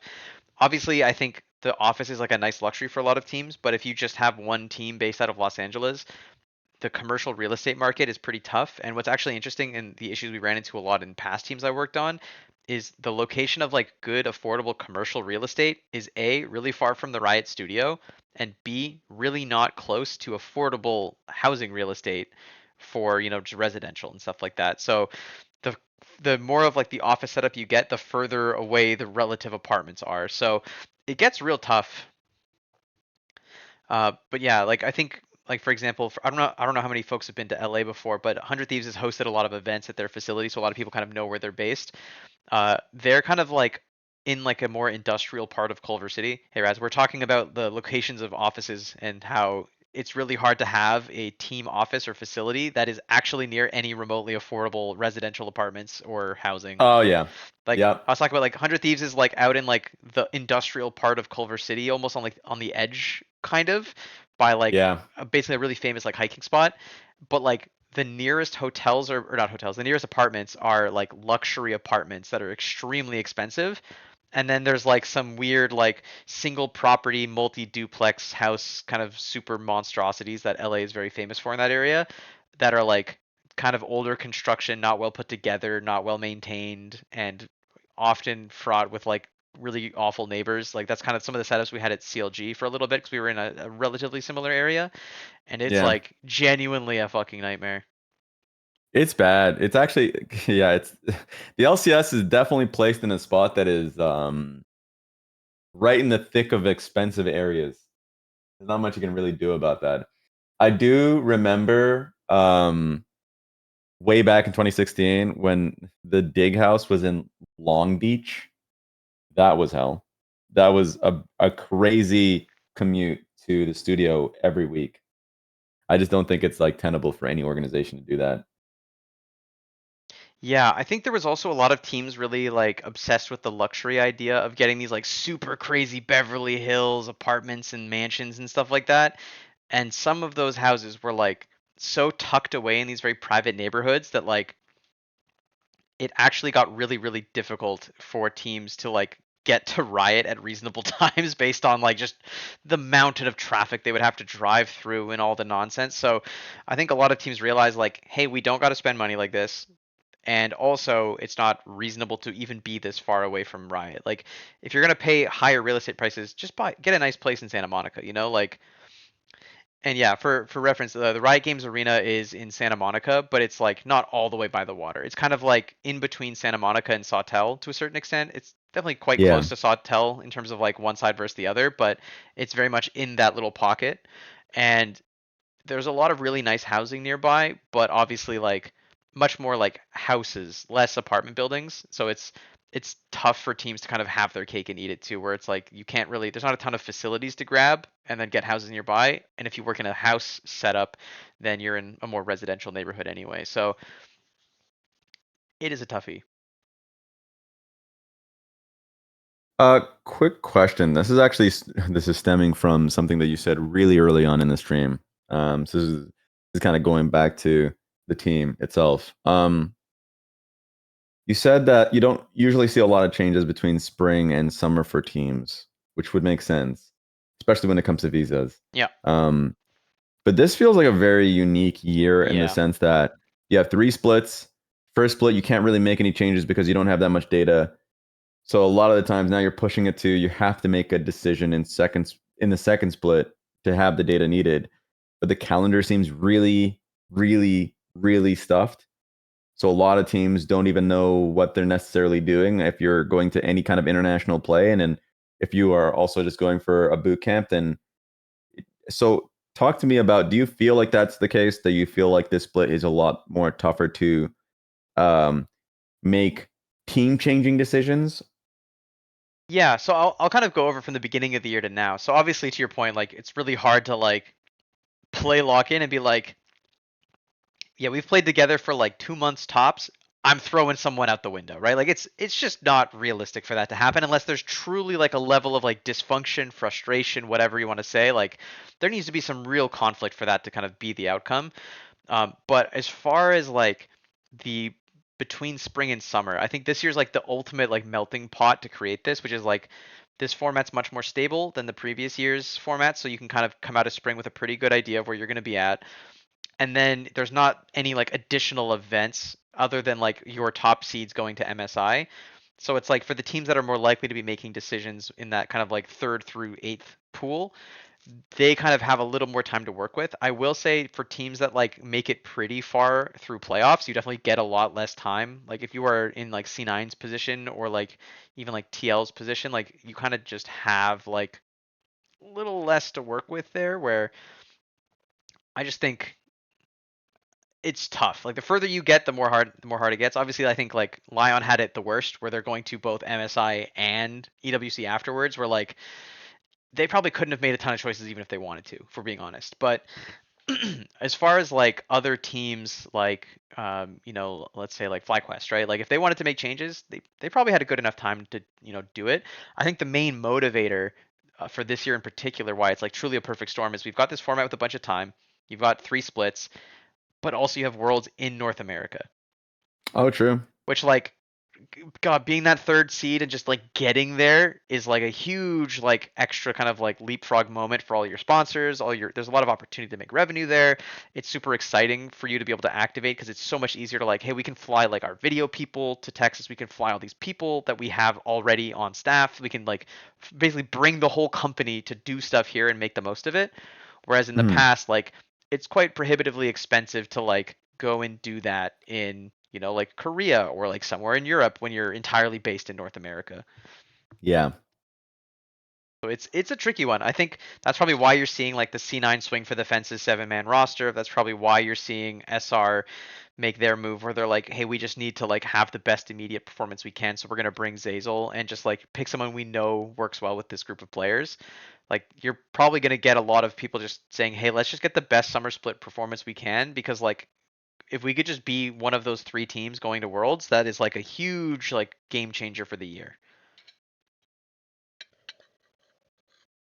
I have an interesting question. It's more about damn, did I actually already forget my question? Damn, it's actually doomed. That thing was cooked. It's actually so sad. In my mind, it was a fantastic question about the pat in the back of me. Back of your head. So Being okay, let's like, let's let's work backwards, Raz. Let's work backwards. So Texas Worlds, flying people there, 3 out of 8. oh, I found it. Okay, you said okay. Yes, yes, yes, yes, All yes. right, We nice. We got it. got him. It's more of a community question around the LCS because a lot of people, especially when there was a thought process on Lion making it to the finals, were like 4 out of the 8 teams could possibly make it to Worlds, which relitigated the conversation about there being 8 teams in the LCS instead of 10. Of course, you're just a GM I'm just a guy. of Dignitas, just a dude, just a bro. But at least with the expertise that you have, thoughts on there being 8 teams to 10, the benefits of that versus the negatives, what you would want for there to be, because I know that's like a big point of contention within the LCS. Yeah, so I'll answer the question this way. From a purely like numbers format, make everything pretty and good, having 10 is better than 8. Yeah. It's just easier because like if we want to talk like the best way to make like a compelling bracket where there's not any like shortcutting going on, 8 teams works the best. Obviously we can have 6 where like you either have like the 4 like winner side teams and then 2 teams like pre-seeded into losers and then they've kind of like face those losers and then scale up. You can also have the like 4 teams start in winners round 1 and then like there's kind of the 2 seeds waiting for them ahead of time and then you do like the super gauntlet all the way up the bottom. But it's the best when you can just do 8. So like having, Yeah. I think the old like 8 team, everyone used to be like, oh, 8 teams in summer playoffs, like what's even the regular season? And it's like, who cares? 8 team playoffs are fucking cool. Like Yeah. that's super Always. fun. Like even Yeah. if the seventh and eighth place teams win one game, it's probably worth it because we're getting double a limb with a whole bunch of teams and a lot more like a higher integrity bracket in general. So from that Yeah. perspective alone, I would love to see 10 teams. From like a talent perspective, I do think there is enough talent and I think there is like that is a motivating factor for tier 2 to like have more places to land because as it stands right now, I think there's like I would say 4 or 5 teams that are like very we must win. We will like probably eschew like tier 2 talent in NA for like international talent abroad where we can and then pick up superstars and like veteran like journeyman type players to fill the gaps. And Yeah. like there just isn't great landing spots for a lot of tier 2 players. Obviously, we're like one of the kind of culprits for this in our approach to this year. But obviously like I hope to, show people like we're not like we're not completely against grabbing tier 2 players. I think there is a reason for these tier 2 players to keep working to get into LCS and prove that they're there and that they deserve to be there, but I think realistically having 10 teams would make it a lot more compelling. And I think we've lost some really great players to the European circuit because I think the way, at least in my mind, it's been kind of working is like NACL and like the North American system is kind of at this level. The European like regional league is like half a step up. And then you have like the tier 1 leagues above both of them. And so it's kind of like Yeah. if you don't have an opportunity to kind of like jump straight from like NACL into LCS, you may as well like kind of take that like slightly upward trajectory move into Europe, spend some time in a more structured system where your scrim quality is really high. Because I'll be honest, like the 8 LCS teams, because we're all on the West Coast, will all scrim on the LA server. The vast majority of people who live in North America live on the East Coast, which is why our like live server got moved to Chicago. So like most of them are scrimming Chicago because they have either Yeah. players that are all in the East Coast or are like kind of more scattered, and that's just like the closest central server you can play on. So they're all playing each other, but outside of the North American system, like there isn't a bunch of nearby countries that we're all getting to scrim. Like Mexico is even further south and west than where we're at, so they're gonna have to have some pretty gnarly ping to Chicago if they were to scrim other tier 2 teams. And there's teams that are even further south into the Central and Southern Americas where like their ping is even more ridiculous. Like there was I think one day where there was an odd number of teams and we had to scrim a team who was playing out of Colombia, and we're like, hey, what server is best for you? And they're like, Miami's the best for us, but only slightly better than Chicago, which is only slightly better than LA. And I said, Yeah. I'm like, there's a Mexico server. How is that not better for all of us? And I tried and I was like getting like, I think like I was getting like 100 ping to the Mexico server from LA. And I was like, how is this even possible? I don't even know how that's I don't possible. know how this is possible. So like the routing must be quite diabolical. But from my perspective, it's like there isn't this like tightly like geographically bound region where everyone can scrim each other. So it makes it really tough to like have tier 2 be this super big wellspring of talent development when there's just not enough teams playing each other, right? Like Europe, if you go look at tier 2, there's like a billion teams in each of the different leagues and they're all playing each other, and then there's like a tier 3 league in some of these leagues, and like everyone is just kind of like has like a giant menu of teams that they can participate in scrim with, and because of that, the LEC teams also will scrim some of the best like European regional league teams because that like difference in quality is like pretty close from like the bottom teams of those leagues of LEC to the top teams of ERL leagues. So like why not just not have to help a potential competitor and get a good practice, and sometimes that's even your sister team, right? So Yeah. I think the system there is just set up in such a way where it's just genuinely in a much better place to develop talent to that like the finish line, right? Like we can get them a good chunk of the way there in the North American system between like collegiate opportunities and NACL itself, but like that last little bit is really like you're gonna get that from being in the LEC like adjacent environment of the ERLs. Do you see value in a system like I know LEC versus pick two teams from there and them had them play in person, but I know Demacia Cup has had in the past, I don't think they do it as much these days, which is tier one teams playing against tier two teams in the qualifying process as alongside also when they do qualify in the main stage. Like just the concept of tier two playing against tier one in separate tournaments.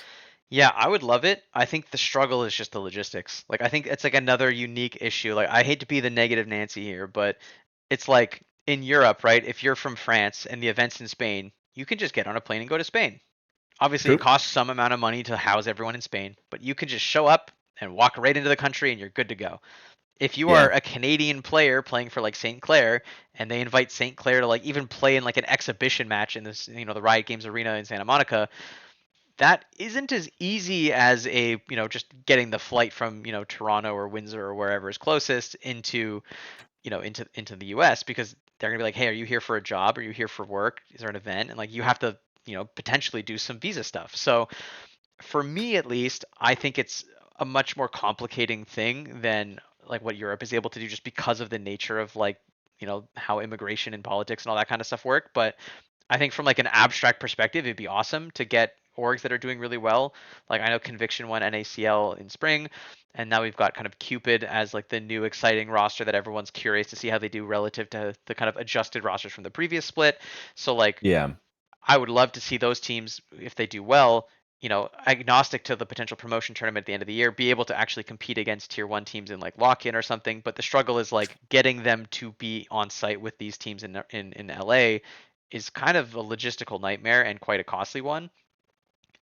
But like True. playing remote, given just like which servers we have access to, is also not like the best solution either. So it's one of those things where like someone has to foot a hefty bill and also potentially have a lot of extra lead-in time to make sure that like everyone's able to get through the border as needed. Because again, to bring back the point from before, if everyone goes to Leaguepedia and you pull up the NACL, there are so many non-Americans in that league. There's a lot of like people who were born abroad, moved to either Canada or America when they were younger, or are just straight up like Canadians playing from Canada, and they just would require a ton of like legal paperwork.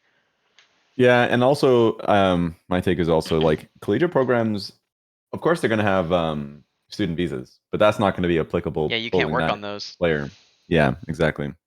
Yeah, so it's really complicating because I think a lot of the collegiate teams like they have their players in North America on student visas, and like those are relatively easy to get, right?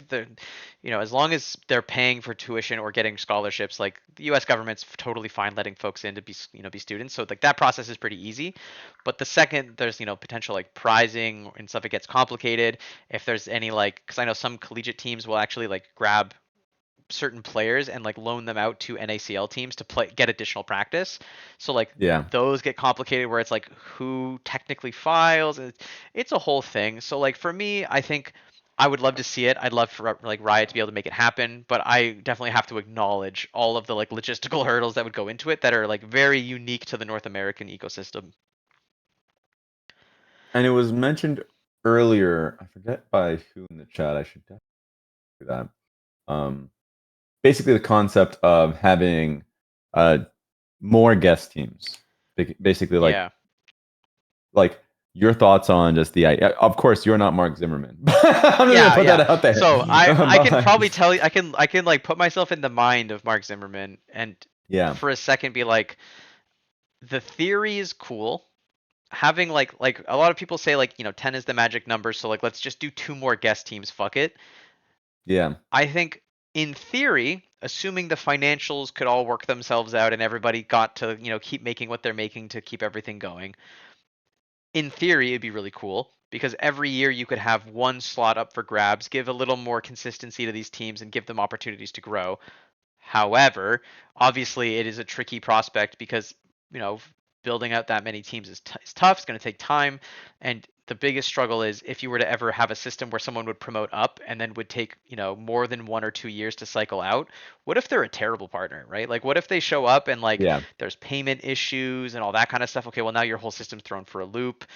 Like it's one of those like kind of Faustian bargains you have to make. And I think that's part of why like I think back of mind, a lot of people are glad that like they successfully defended their spot last year for DSG because Luminosity was the team trying to get it. And for the folks who don't know about the Yep. behind the scenes stuff, there was a lot of like ownership transitioning. Someone had just bought the team before promotion in the hopes of promoting it to LCS, and then kind of like from my understanding, I could totally be wrong, they basically took the YouTube monetizing asset from the company that they had from like as being like a legacy company, transferred it to one of the other companies internal to them, and then sold LG back to the previous owners or some other ownership group in general. And so there was a lot of missed payments and kind of like a lot of people leaving the company, very unstable time for their company in general. And like that would have been an awful time for them to beat. Like obviously the players, if they had deserved it, would have been, I think well within the right to want the spot. But from like a purely like business perspective for the league's health, it would have been really scary to have a company who's kind of like uncertain in terms of their futures and financials being in the space at the time. So it's one of those things where it's like it would be cool to have guest slot teams if they were the right guest slot teams and we were able to make the money work and all the rest of the ifs. But it to the point, it is quite a few ifs to be asking. Yes, honestly. Okay, that's you did a great job as the Mark Zimmerman uh, voice in that respect. Um, that is a really good point at the very tail end of it. I think Luminosity's case, like I think it was also on top of that. What was it like them not knowing the depth in which the previous ownership was like in debt or something? There was a Yeah, lot there there. was a lot of levels Yeah, to it. There was like a lot of former overspend and debt from like overexpansion. There was, from my understanding, quite a bit of like just not well put together logistics on the back end. So like a lot of underpayment or partial payments were being issued when people were, waiting on like specific like invoices for specific things. So it's like, hey, you paid my monthly, but like you owe me for like these flights and hotels and like like all that kind of stuff. And yeah, so it became like this crazy moment where like all these things internal to the team were just completely on fire because they completely swapped ownership group and the new group was coming in potentially with the intention to see if they could flip an LCS spot out of it or potentially just take this YouTube monetization system and leave. And everyone was just like, "Hey, like we kind of need to get paid, guys." Like there's a lot of creators that were dropped with money still owed, and I have no idea if they've even been like made whole, if I'm being completely honest. So I would yeah, I would love to hope that everyone got made whole and everything was okay, but like those kinds of like when that stuff happens in esports, it's really tricky to be like, are you going to sue someone who owes you like $3,000? Are you going to risk a world where you spend like 10,000 in legal fees and don't win legal fees coverage as a reward in addition to the money you were owed, right? Like it's diabolical. Also, to answer yeah. Pilsker's questions, outside of finals, I believe everything's in Los Angeles. That's my understanding. I had heard some rogue rumors going about of like random weeks of LCS being abroad. I haven't heard anything about that, but who knows? Maybe that'll change in the future for all I know. Yeah, if my memory's always bad on this, but I do remember Mark saying something that there would be another event. I would need to check this. Yeah. Otherwise, that'd be the craziest thing for me to say. Um, I'm looking just in case. To be fair, I'm sure if it's not public announced and there was a week, either we haven't been told or it is potentially not announced. Like who knows? I would think it'd be cool to have a week of LCS be somewhere else in the US. That'd be sweet. Or like just pop up to Vancouver for a weekend and see what's up. Like that sounds awesome. But to the point we kind of had earlier, right? I think the struggle we ran into when we talked about like even just having NACL teams play against LCS teams in like an exhibition tournament similar to what like LEC had this year, getting everyone here is kind of hard. Yeah, I'm gonna have to check in on it. Also, I have like LCS meetings literally tomorrow, so we'll double check to see if there's one other event that's like a road show. Because I remember that was like a big point of discussion that would be two in this split, but I could just be completely wrong. So we'd have to do a check in on that one just to double. I'll definitely check back on that message for sure. Um, that being said, I have a question more so. We have actually quite a few questions in the chat, but I'll ask this one right out the gate. Um, now, whenever you ask questions about long term goals, I know that's always like a finicky one because you never know what the next year in esports looks like. But what would you say is like the long term goal of Dignitas? Like thinking about next year, or like what would you envision as a long term goal for the team? Yeah, so I would say like my short-term goal for this year was to try and just show up, be competitive, and kind of do all the right things as best we could. Obviously, I would say I've been like mediocrely successful in some parts, unsuccessful in others. I think it's one of those things where like the first year is always the hardest because you're always learning the ropes. But I think the short-term Yeah, goal was like, hey, let's be more competitive. Let's try and do a better job on the content transparency, communication. Like I'll be the person who's willing to sit in front of the camera and talk about what we're doing and why we're doing it. But ultimately, the long-term goal for me at least is to try and kind of like rebuild the stability. Like I think FlyQuest is a really good example where obviously they were, flying high, they had all these like great results and they were doing amazing, but when they did their transition because of the place that they were in before, they were able to kind of more easily say like, "Hey, we have these two LCS champions on our team. Let's surround them with the rookies and even like the person that we kind of had as the backup who was playing a little bit already. So we don't have to change too much year to year to get to where we want to go. We did this development piece. We got some great players. We're doing well." I would love to be in a position like that where year over year you kind of have some idea of who's going to be sticking around with Dignitas, and then we're going to have potential new players coming and going, but there will generally be some continuity. There will be some like slowly moving up in the standings, or at least getting a stable kind of result and having like things to look forward to as a fan of Dignitas. So like whether that's people like Denethor coming in and being kind of like longer term players that could potentially be something if it all works out, or potentially being a team where we just want to kind of be forever transparent and maybe lean into some more of the memes and the more fun-hearted like nature stuff that we've been doing.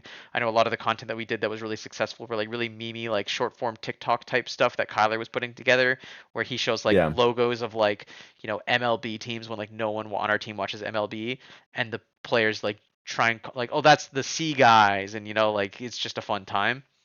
Yeah, that's good. So for me, it's like I'd love to be a team where we want to have kind of like a reason for fans to cheer for us. We want to be a team that's like trying to stick around and be here for the long haul. Like obviously Dig was one of the first orgs here in the beginning, and as much as like the ownership group may have changed and things may have changed over time, like the goal is to kind of continue to be here.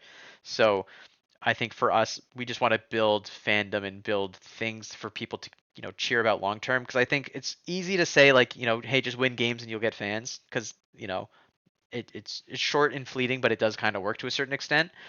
But the Yeah. the big thing for me is like winning is a zero sum game, kind of from a definition perspective. So if C9, TL, FlyQuest, SR, and all these teams are all battling for first place at all times, even if we try and do the same, only one of our orgs can be successful. So we'd like to be an org where like the success of our brand isn't contingent on us always winning games, because like realistically I want to try and give fans more to look forward to than that, because the worst thing you can be is a fan of a team who only cares about winning when they aren't winning.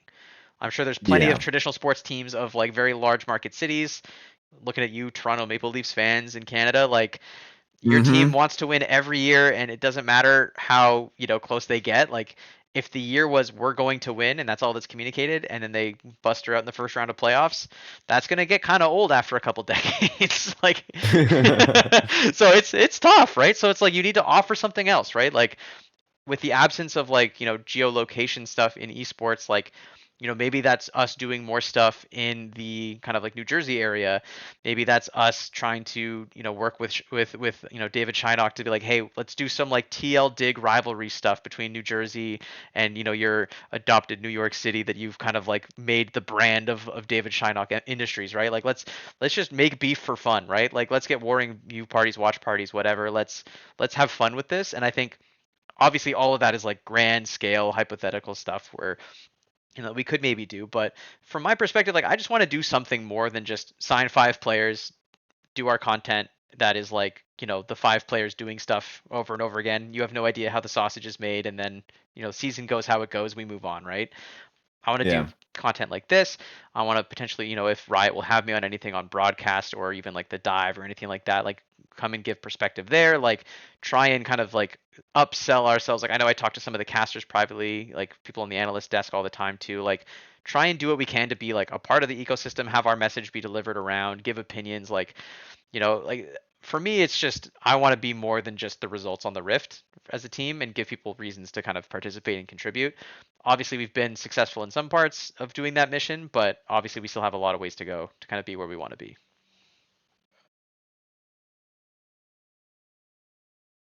How do you feel like, at least for your team, because we talked about how you guys have some great personalities, but it's definitely tough to um, put out there with just a lot of teams not streaming or putting out much content. Denethor streams pretty regularly, at least when he was playing in tier two. Like, what would you say would be a goal that you guys have in terms of getting um, a lot of your players out there? Yeah, I think the struggle is honestly just getting folks to stream. I think for a lot of the players who have been in the league for a long time, they've kind of like, I don't want to say they've gotten a life, but for lack of a better explanation, they kind of have a lot going on in their lives. So it's harder Yeah. for them to just hit the start stream button. And I know a lot of players like they really value like the more private solo queue practice between scrims. So like to the point we made earlier, like the day is long, right? Like you're playing from like 10 till like sometimes as late as like 9. Do you Yeah. really want to turn on the stream for like 2 hours at 9 p.m. on like a weekday where like half the fucking population of America is probably going to sleep or already asleep? You're gonna pull in like Yeah. 50 viewers if you're lucky, and then nothing happens. You go to sleep, right? Like it's really hard to kind of because like the thing that ultimately gets rewarded as a streamer is like the more you stream consistently, the more things will grow. But like our Yep. schedule is anything but consistent, right? It's truly like we're consistently busy to the point where it's going to make your streaming inconsistent. So at least from my perspective, I think it's really tough to kind of do both. I think I would love to empower Denethor to try and do more on the streaming side if that's something that he's interested in, because candidly, I think it's a really great way for fans to kind of meet new players, especially in the league, because I think a lot of people I agree. probably haven't seen NACL or haven't seen like the shoulder content for like Winthrop or any of the teams in NACL to have like put a name to the face or a voice to the face or anything like that to understand like who is this person, how are they as a person, because like I think if you were to see Denethor in passing, you would not realize that he's a very like gentle giant, soft spoken kind of guy where like Yes. he's just like he's very like he's not what you would expect, right? Like he's like, oh yeah, I went to collegiate sports school for a few years and I almost graduated and I'm in that area. You'd be like, oh, he's probably like a jock, talks a lot of shit and all that kind of stuff. It's like, no, he's just a mild mannered, like patient, chill, like good head on his shoulder kind of guy, right? So Yeah. it's very much like a different energy than you would maybe expect from a young player, because like we have players that come into the league like Griffin and like they're grabbing the mic, everyone is clenching, being like, please don't say something fucking crazy, dude. But like he's having a good time, he's having fun, everyone's having a good laugh, but like he's very like infectious energy and stuff like that. So I think getting to know the rookies that come into the league and get to know like what are they all about is super good, and I think streaming is an awesome way for that to happen. So I would love to encourage him to kind of do that more. But to the broader point, streaming is a big time sink without a lot of immediate reward, and I think it's tough to find like a good way to get to fans otherwise, other than just like Yeah. personal content. Like I think Dokla has like been the exception to the rule where he's like regularly like doing vlogs which are just like a few minute Twitter videos in the morning, but like to the point where like it's become like a format, right? Like it's the same format every time and he's doing it because he knows that's what people want to see, but it's like hard to translate that into other stuff, right? Like I think Yeah. if Dokla turns on the stream as like a novelty, it's probably pretty cool. But I think like if he pops the stream on for like only 1 hour after a stream after a long day of scrims, it's from just like how Twitch works, like with the discoverability and things like that, you're just gonna not get a ton of viewers. Like it's just tough. Yeah. I think Kerman's message here is interesting, and I wonder there's anything to it, which is, do you think teams have over-indexed on scrims? I watched League esports since the very beginning, and I think an abundance of scrims is ruining players' chances of building their own brand a bit. Yeah, so this is actually a really interesting take and one that I kind of shared for a while too. So back in the olden days, the kind of this we've kind of gone back to the way things used to be, where right now you'll play 3 scrim games and then you'll take like a 1 hour break and then you'll play 3 more scrim games. Yeah. So you're playing 6 games over about 7 to 8 hours, because there's kind of like sometimes reviews go long or games go long, so you kind of get some plus or minus there. But there was a time where we changed, and instead of doing that like 12 to 3, 4 to 7 longer day, we were doing 12 to 5, where we would just play 5 games straight back to back. Where it's like, you're still doing the review in between, but we wouldn't take that break. And in exchange for losing the break, we would cut 1 game from the thing. So instead of playing, 6 games over 6 hours, you're playing 5 games over 5. Yeah. But what teams were like, the initial question was like, well, if we do this, could we just then potentially do night blocks if we want to, or now we have like a 5 p.m. end, we can get content involved, we can stream for a bunch of hours, like there's more, we have more options and agency in what to do with our time. Because I'll be Yes. honest, like there were some teams that were like pretty diabolical with how they would use their time back in those days. So it was like the big motivator for why we should go for 12 to 5 is, hey, if we scrim a team 12 to 3, 4 to 7, 9 times out of 10 the day is going to be 12 to 3:30, so you lose 30 minutes of just like delays and slowness. and then we're going to start again an hour later because we still need the hour break. So we'll start at 4:30, and instead of going till 7 or 7:30, we're now going till like 8 because that also ran late. And so it's like, okay, well, Yeah. in 8 hours we've played 6 games. Surely that's not the greatest metric. And then at one point, teams wanted to copy what the Korean teams were doing, where they were wanting to take a 2 hour break in the middle of the day. So it was supposed to be 12 to 3, 5 to 8, which then turned into 12 to 3:30. Hey, we still want to take the 2 hour break, 5:30 to 9. And we're like, okay, we've completely lost the plot. We're playing 6 games in 9 hours now. Yeah, that's crazy. And so it became really difficult to use the break. I think some teams like intentionally had like a setup that allowed them to do it. Like they had like a gym inside their facility with like a shower and stuff like that. So like they could reliably be like, okay, during this 2 hour break, we know everyone can get a gym session in. Everyone can like, and anyone who doesn't want to can just play solo queue. It was great. But like on CLG at the time, we didn't have that setup. And if players wanted to go to the gym, they would have to like drive to the gym in traffic. Yeah. But because of when the timing was, it was like, hey, we finished scrims at 3:30 to 4. Okay, you're now dealing with 4 p.m. West LA traffic to go to the gym, which is going to be like a 30 to 40-minute drive, even if it's particularly close. You're going to work out at the Yeah. gym. You're going to, again, drive back in 30 to 40-minute rush hour traffic.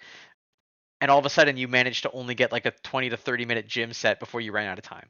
And so it's like, Yeah, okay, that's pretty well, heinous. not everyone got to really use the block. So all of this is to say, there was a time when we were doing 12 to 5, and then teams would then have the agency to be like, okay, we either can take a like 1 to 2 hour break and do a night block and get more scrims, or we can like film content and do other stuff. Personally think it was probably a better use of everyone's time to do it that way when teams had all like full-time like content staff in house and there was more like setup for this. I think doing this in like a team house setup is a little trickier because most houses don't have like a filming setup that's easy to use as like, you could just set up a conference room in an office to do this and have it be like a stable film setup with good soundproofing. So I think back in the old days it was probably better, and we definitely did over-index in that way. But nowadays it's really tricky to be like, hey, this is something that's like super important because realistically the content isn't performing amazingly well for a lot of fans unless you are the team that Mhm. is winning and really going above and beyond with the content, which I think is a difficult balance to strike consistently considering the cost of what it takes to like have a full-time content person. So it's truly a tricky one. So to answer your question in the short way, have we over-indexed on scrims? Yes. Can we potentially, go back to like the correct amount of indexing on scrims to put the genie back in the lamp? Probably not. Yeah, I remember, dude, when I was on GTA, I really liked the 5 game, Yeah, it was much better. 12 to 5. It was definitely better. The only negative is if you were ever against a bad partner or you were the Yeah. bad partner and you ended up with like 4 or 3 games because something just happened because of the FFs. Yeah, so usually the context for that for the fans is like there's kind of a few ways you can be a bad partner in scrims. So the obvious, most easy, most common one is just long review. Like let's say you play a 40-minute banger and some crazy Yep. team fights happen and one team normally reviews for like a 30-minute game are like 20 to 30 minutes at most, right? That's usually kind of the cap for a Yeah. 40-minute game, sometimes you would see 45-minute to an hour long reviews where like team A finishes after 30 minutes, team B is still rocking it after 60, and you kind of message them being like, "Guys, what the hell? Like what are we doing?" Yeah, what is going on? And sometimes and this is a really common thing in Europe, uh there's teams where like if the first few games go really bad and you're getting stomped, they'll just say, "Hey, our team's tilted." Instead of like us fighting through the tilt, but risking like a big like emotional outburst from a player that could potentially ruin the vibes, we're just gonna cancel scrims. I think this Yep. this happens way less in North America from what I can tell, and it was something that like NA teams would meme EU teams for doing, but like it still happens sometimes. Like there's times where like if you are really not finding scrims productive either because you're stomping them or being stomped, like sometimes people will just cancel and say go play solo queue, which again I cannot overstate how rare that is nowadays. The most common one is just straight Yeah. up the like long review or the like hey, we took a lunch break and it went over, oops, we'll be back like 30 minutes late, and then all of a sudden the whole day is pushed back 30 minutes minimum, and that's assuming no like long reviews or anything like that. And I think some teams, I think we're very rarely this split been the person that's been taking too long. I think we had like maybe one day where like our reviews were like a few minutes longer than our opponents. But Yeah. for the most part, I feel like other teams take longer than us this split. But I will say in spring, there were definitely some days where like we had 45-minute bangers, and like sometimes you take a little longer going back and forth on something in between the games. So that's like the main struggle with the scheduling stuff is like you can never guarantee the quality of your opponent in terms of how they utilize time, because it's like you're kind of somewhat beholden to each other and how each team uses time. I it's funny because those FF scrims feel so good when you just like smash a team so hard Oh, that they cannot continue forward, and then you later on you're like, wait a minute, we just lost a day. we just like literally didn't get practice today because it's like usually those Yeah, games it's is like like I would say the first one is usually useful, right? Because it's like there's no like inherent like you don't think the other team's like mentally going through it at all. You're like, okay, we just won some games, we did well, great job team, let's go. yeah, But you then run into the part of like, okay, game two comes around, you're like, this is getting a little easier than we think it should. We don't feel great about this. Game three yeah. happens, and it's like, 15 minutes, you're up 5 to 7K. The other team is completely mentally exploded, and you see the like GG's in all chat, and you're like, okay. And then you get the message on Discord from their like GM or coach being like, hey, that's it for us. Like, thanks for scrims, guys. And you're like, oh no, because maybe game one, at best game two were useful, and you've just lost 3 games. I guess my question to you is because we all know, I guess the viewers don't, but the fight being a team that is seventh to eighth and trying to maintain good partners. Because like a lot of the Okay. times to be a lower team in most leagues, you are probably if you are a bad team, you're probably like not a great scrim partner, so you just get avoided and you can't really get any scrims unless if it's like NACL like tier two. But if you are, there are a few teams that are obviously in practice good enough partners to still get good quality scrims. So like where would you say you guys are at in that respect? Because it seems like I would at least say from what you've just said, it's been good. we violently fluctuate. So Yeah. so I would say in spring and like lock in at the beginning, I feel like we were kind of like in what I'll call like the soup. We're not like the top two scrim partner in the world. And, like we kind of had some long reviews here and there, but like we were kind of in like that third to sixth range where I feel like we were like mentally pretty good at like, hey, if you beat us by like a few thousand gold in the early game, like we're still gonna sit there and fight you and like make you have to work for it, which I think was pretty Yeah. good. Spring it started that way for sure. By the end, I feel like we were just kind of like losing a lot of scrims. I think around like the EWC qualifier time is when we kind of like really went through some like behind the scenes like turmoil as a team, going through just like, hey, we kind of suck, guys. Like we gotta like really fix this shit. And that I think took some time to like rebuild the foundation on after we kind of like broke it all down to start rebuilding it. And I'm assuming Mhm. during that period we were probably awful to scrim. Like I would say we lose a lot of scrims, but like I think losing and winning scrims is less of a metric than people think because it's all about how the game actually goes. Like you could show up to scrims and completely 0-6, but like if every single game was even until like 30 minutes, those were probably good scrims. Yeah. So I think like there were definitely some teams where like you could kind of get that tilt thing where like you win the first 2 games and all of a sudden they're just showing up to every subsequent game like not playing properly anymore. So like that definitely exists. But I Yeah. think yeah, it really does come down to like consistency. I would say like we probably lose a lot of scrims, but like a good chunk of them are pretty competitive and we're like definitely fighting most of the way through. So we're pretty good. We're relatively timely as far as review. I think there were some weeks where we were more diabolical than others, but as we received feedback from teams being like, "Hey, this is too much." I was like, "All right, the stop clock is now on. Like if we take more than 20 minutes, I'm going to start like being an asshole about it." Like Yeah. so that was I think I guess sorry, go ahead. go on. Okay, I'll go for it. Kind of moving on to the next topic unless we had something else for this one. No, I should be good on that one. I think I would say we're very firmly in the middle until we're at the bottom or at the top. That's kind of how it goes. Okay, that's fair enough. Butter My Tushies actually talking about the EWC qualifiers. Really made me want LCS online matches throughout the week and in-person weekends. So I guess you can answer that one, even though it's not a question. But like my question based off that would be, how were going through EWC qualifiers while also the league like going through scrims and also performing on stage? Like that Yeah. was, I'm sure that was a lot throughout a week. Yeah, I would say there's definitely levels to this, right? I think the biggest level is just the logistics side. That's like the kind of easiest part to talk about, which is like we had like Saturday, Sunday games. but then like EWC games were like Tuesdays through Wednesdays, like weird times. Like the earliest game was like super early in the morning. Like our call time was like earlier than the Riot call time for matches on the weekends, and Yeah. that's like online. So it's like we were like, damn, this is like crazy timing. And so we were like crossing our fingers, being like, please give us the second game slot because like if our players have to wake up at like 8 or 9 in the morning, like it's completely cooked. Yeah. So that was like level one. Level two is obviously like it is significantly harder to bring the same level of intensity to a match when you are playing in the place that you practice. Yep. Like if we could even just like go to Riot and just be in the like Howling Abyss stage when no one's using it with the lights off, that probably would have been a better match than if the two teams were playing from their facilities. So I think that was definitely like one level. Like I think part of the reason why Sentinels did as well as they did was because they probably took it more seriously than some of their opponents, where they were able to just like show up giving 100% while their opponents were like, maybe giving 70, and that allowed them to be like, hey, we, managed to win even though like in the regular season their results were quite poor.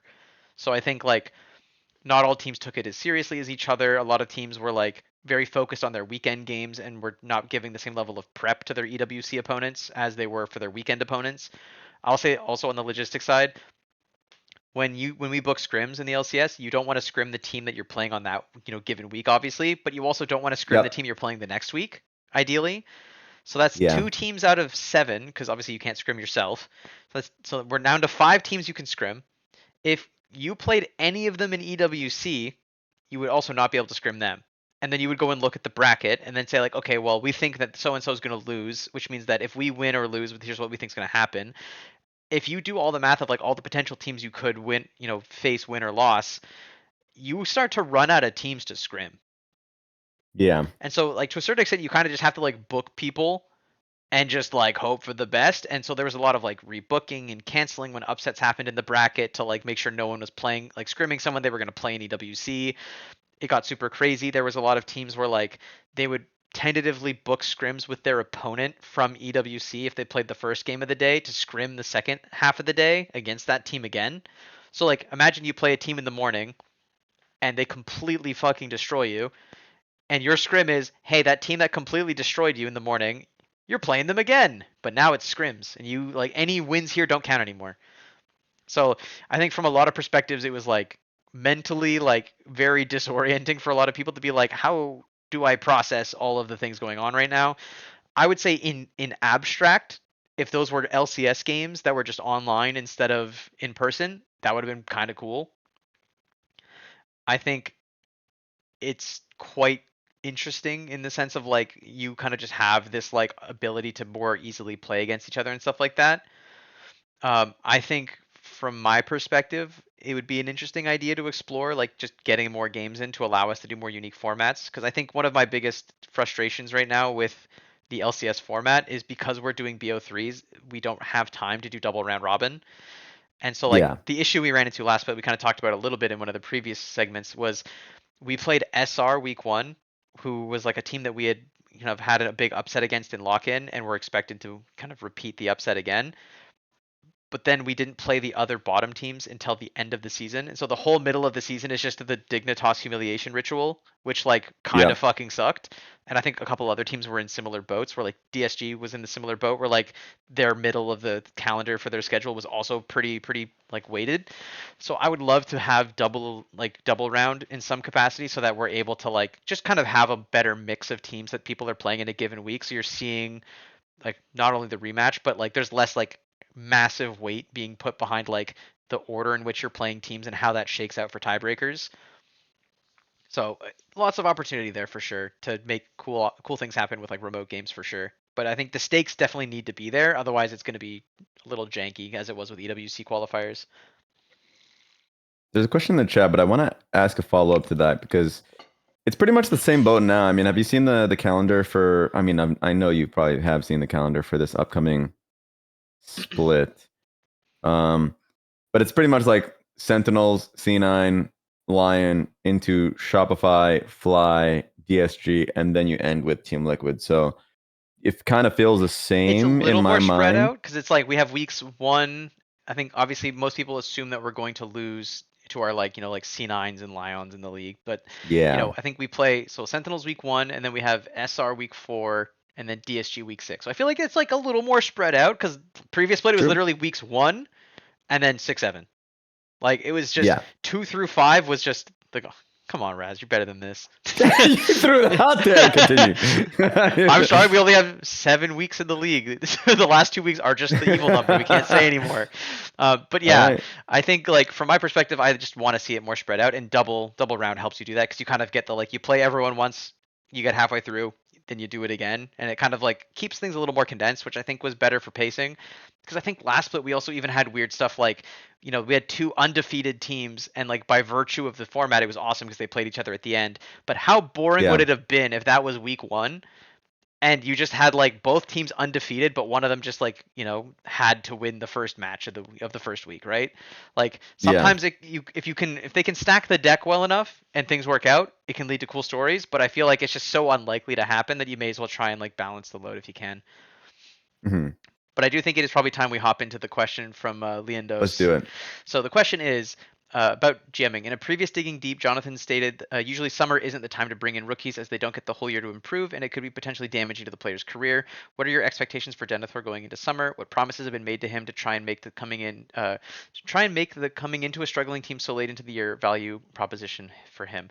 So I kind of talked about this a little bit earlier, but I think a lot of it was working with Winthrop to say like, hey, we're gonna try and ensure there's a safety net here for not like our sake per se, but for Denethor. Like, hey, if he has a bad time at LCS or this doesn't work out for whatever reason, or he doesn't like it, or whatever thing goes wrong, then we have basically worked with Winthrop to try and guarantee that there is a place for him to go back, finish his degree, complete his collegiate program, and kind of go into the workforce from there.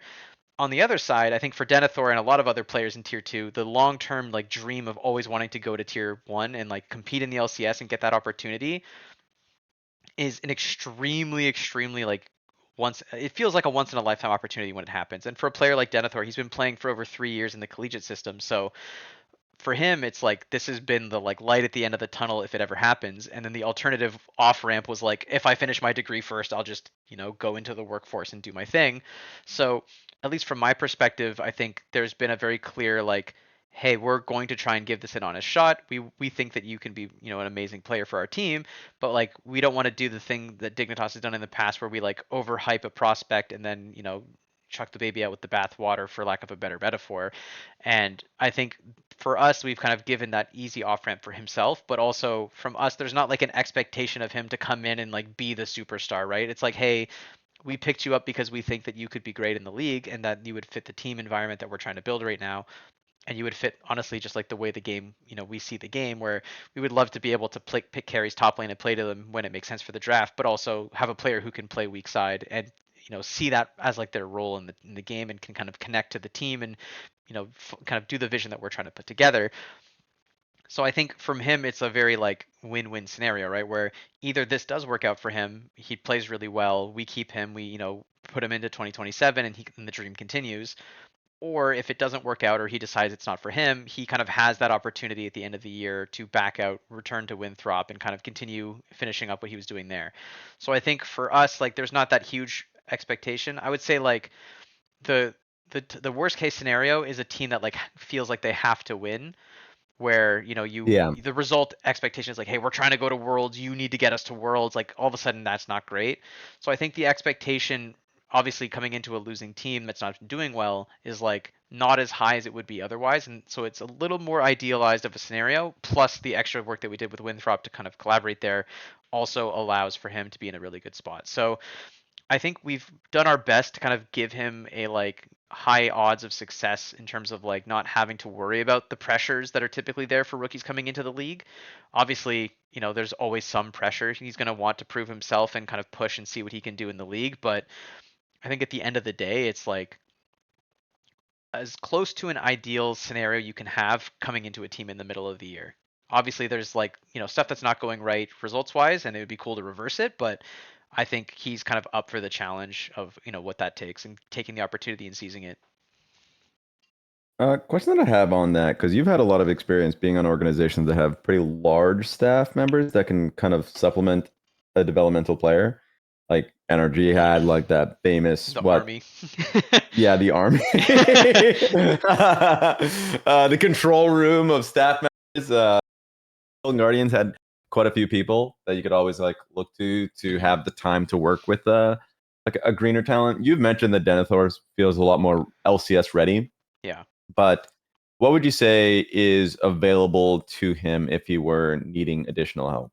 Yeah, so I mean, I think it's very helpful that our assistant coach is like has been doing positional coach work at the kind of tier one level for top lane in particular. So I think that's like the kind of like bread and butter of why I think this role like opportunity made the most sense as well. Where it's like, hey, we have someone who like can help him do all the little things that he needs to know for his role in particular to kind of catch up and kind of bridge that gap. And I think we're very fortunate that like the issues and struggles that Denethor's been facing haven't been like, oh my god, he's getting completely destroyed. They've been like, oh, here's like a few small things that you can incorporate into your game to be more consistent at this level and understand like here's the kind of stuff people go for.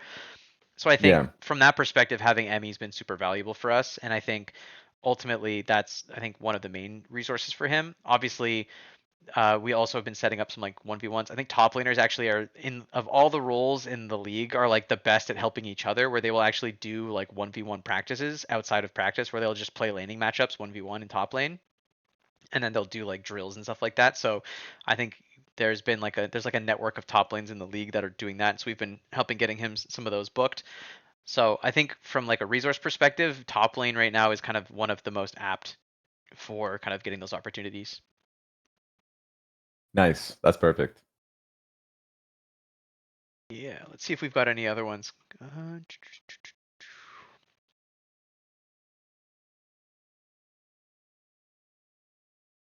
Okay, someone mentioned draws and doing 3 split systems with BO best of 2 double round. Okay. Oh Jesus, Lord have mercy. Okay, Kierman, you have to answer this question truthfully. Are you a Kelsey Moser fan? Because I know Kelsey Moser has been like the biggest proponent of BO2 for the longest time.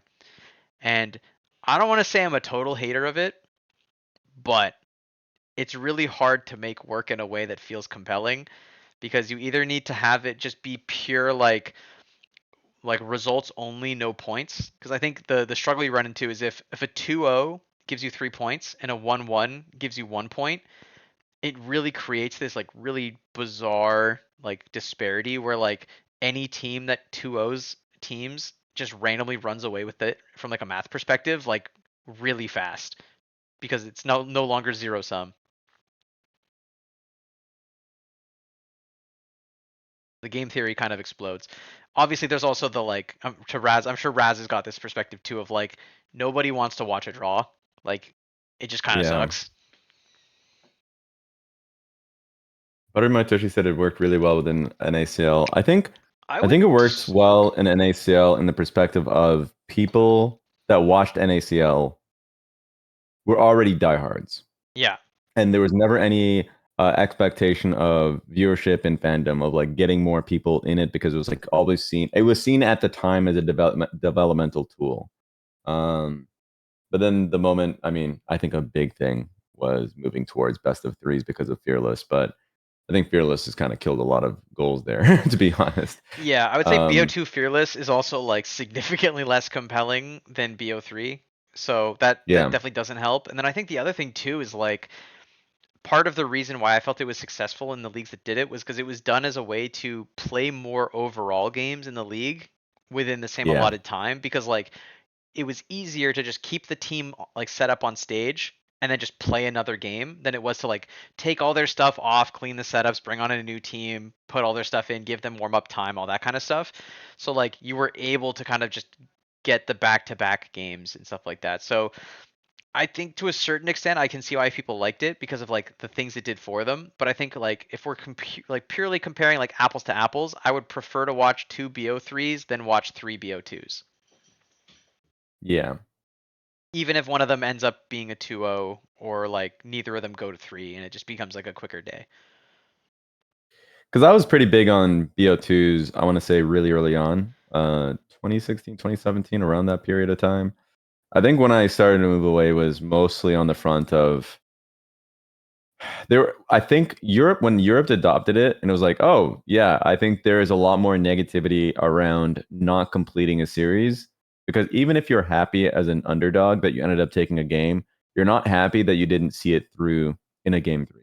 Like you would have much rather have felt happy seeing them have an actual upset and taking them down in a best of three, except instead you just saw 1-1, which was like nice for points, but not really for fandom. Okay, Um, Raz, so I crazy, moved crazy away thing to from think being a about. fan. So imagine a Hit me. world where we did BO2s, right? Yeah. Let's rewind to the end of spring split of LCS. How well do you think Dignitas is placing overall if you were to use that metric instead of the actual one where we played all 3 games, right? Like, and that's what I mean, right? Like to the point of the fans, like I get it, BO2, if you're okay with there not being, those kinds of results, like that's fine. But genuinely, like I think our team would have gone from being like the last place team who didn't win a series to being like a fifth place team or fourth place team because we took so many like individual games, Yes. which is crazy to think about. And even Yeah, then, I it's like still it's say actually I crazy. don't want BO2. Even then, Yeah, even though it benefited us understandable. greatly in the terms of the results. Understandable. Um, and the whole point of like strength of victory. Like you guys ended up. I think what was crazy is I you guys can't took believe the more tiebreakers worked the games. way they did. I was losing my mind. I was like looking at it and I was like, wait, if we just win no matter what, we auto win every tiebreaker because like this random game went the way it did. How? And I went and like Yeah, started running the math and I was like, I can't believe this works. you guys took games off of the top teams. You guys, But that's just that's not even that's how the. it works because in the rules it was saying like the strength of victory, it's like only wins, like not games. Oh, you're right. And it was Yeah, usually strength of victories like within, sometimes it was like head to head within the tie, and so sometimes we'd have like a losing head to head in the tie but like another team did too, but we had like a winning strength of victory against that team, so like magically we would just win the tiebreaker. yeah. And I was like, shouldn't they just like, because I think a lot of the tiebreakers were set up to where like no one plays a game no matter what, Hmm. and because of that they had to like brute force a bunch of tiebreakers to guarantee like, hey, no one's playing a game and like there will always be something or a coin flip before we ever play a game, and that like created a lot of like weird artifacts within like the tiebreaker system. Yeah.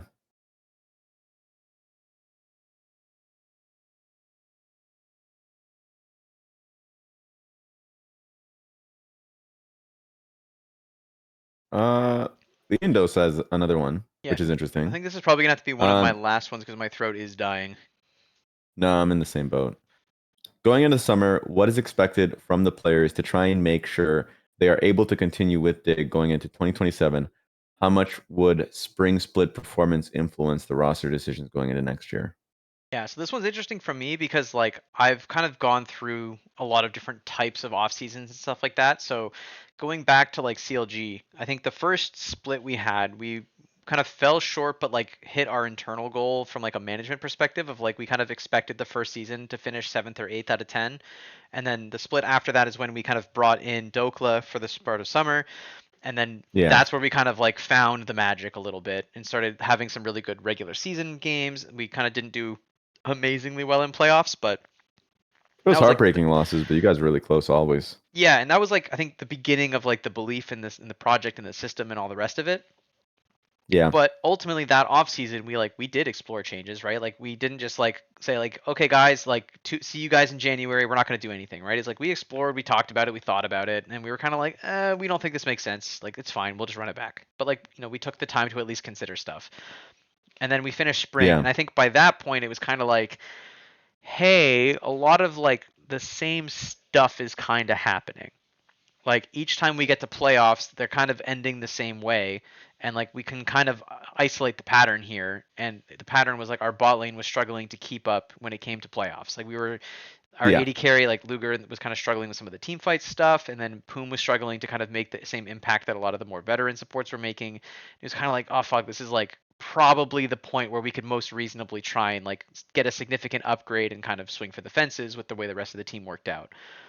But like yeah, that was from like 3 splits of like analyzing, and it wasn't like we needed to play all of that 2023 season to know where we were going to end up. And so we kind of knew like going into 2023 like spring, hey, we played a split where like we did well, here's where we fell short, let's keep an eye on that and see if we fall through with it.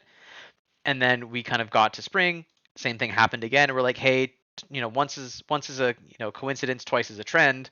We probably need to try and nip this in the bud a little bit. And it's like scary to make a change and potentially rock the boat, but like that's probably where we had to be. Yeah. I think from our perspective on Dig this year, it's kind of a similar thing, right? Where like, you have three different distinct parts of the year. Obviously, we had a roster change in the mid-year to kind of shake things up a little bit. And ultimately it's going to come down to like a report card of the whole year, right? Like when, bad thing A happened, how did you respond? What was your like overall like level throughout the year? Were you consistent? Were you someone who, your career trajectory, like you want to continue competing, or is this something where you want to maybe back out? Like obviously X, you kind of spoke about it a little bit that he considered retirement. Like, is that something that is going to be reconsidered? Every player kind of goes through those questions, especially if you have a tough year. Like, is this something I want to keep doing? And then you either say yes and recommit, or you say no and back out. So like a lot of those questions, as well as like the overall like what you bring into the year, what downsides you had as a player, what strengths you had as a player, and us as a staff going in and weighing like, do we think the people we have currently are the correct mix? If we took, a player out and subbed in a player of a certain archetype, would that work well with the rest, right? And then you kind of go Hmm. through that exercise for all the various roles after you've answered all the questions and kind of decide like what changes can we make, should we make, and will we make, and kind of make those calls because it's not easy. Like I think to the point like there's not like any one thing you can do in the split to kind of cement one way or the other if you're going to stick around with a player or not, because it all kind of comes down to like the greater picture of how they played, as well as like when you get to November who's even available, because sometimes Yeah. like I think us having FBI on our team was a huge surprise. I think like I was really surprised that no one grabbed him after the 100 Thieves Yeah. like run last year. So like sometimes you just get offered a player who's extremely good and you kind of seize that opportunity. But like Yeah. sometimes you also take, swings for the fences like we did with Ignar. So like ultimately it comes down to kind of like your risk assessment, the value of the players you see that are potentially available, and like how you feel it all works together. Obviously it'll be a little easier for us this go round because I've been here the whole year working with it, whereas like last year I kind of came in after the season and kind of had to try and like do the post mortem while actively bringing in new players with a pretty big time crunch.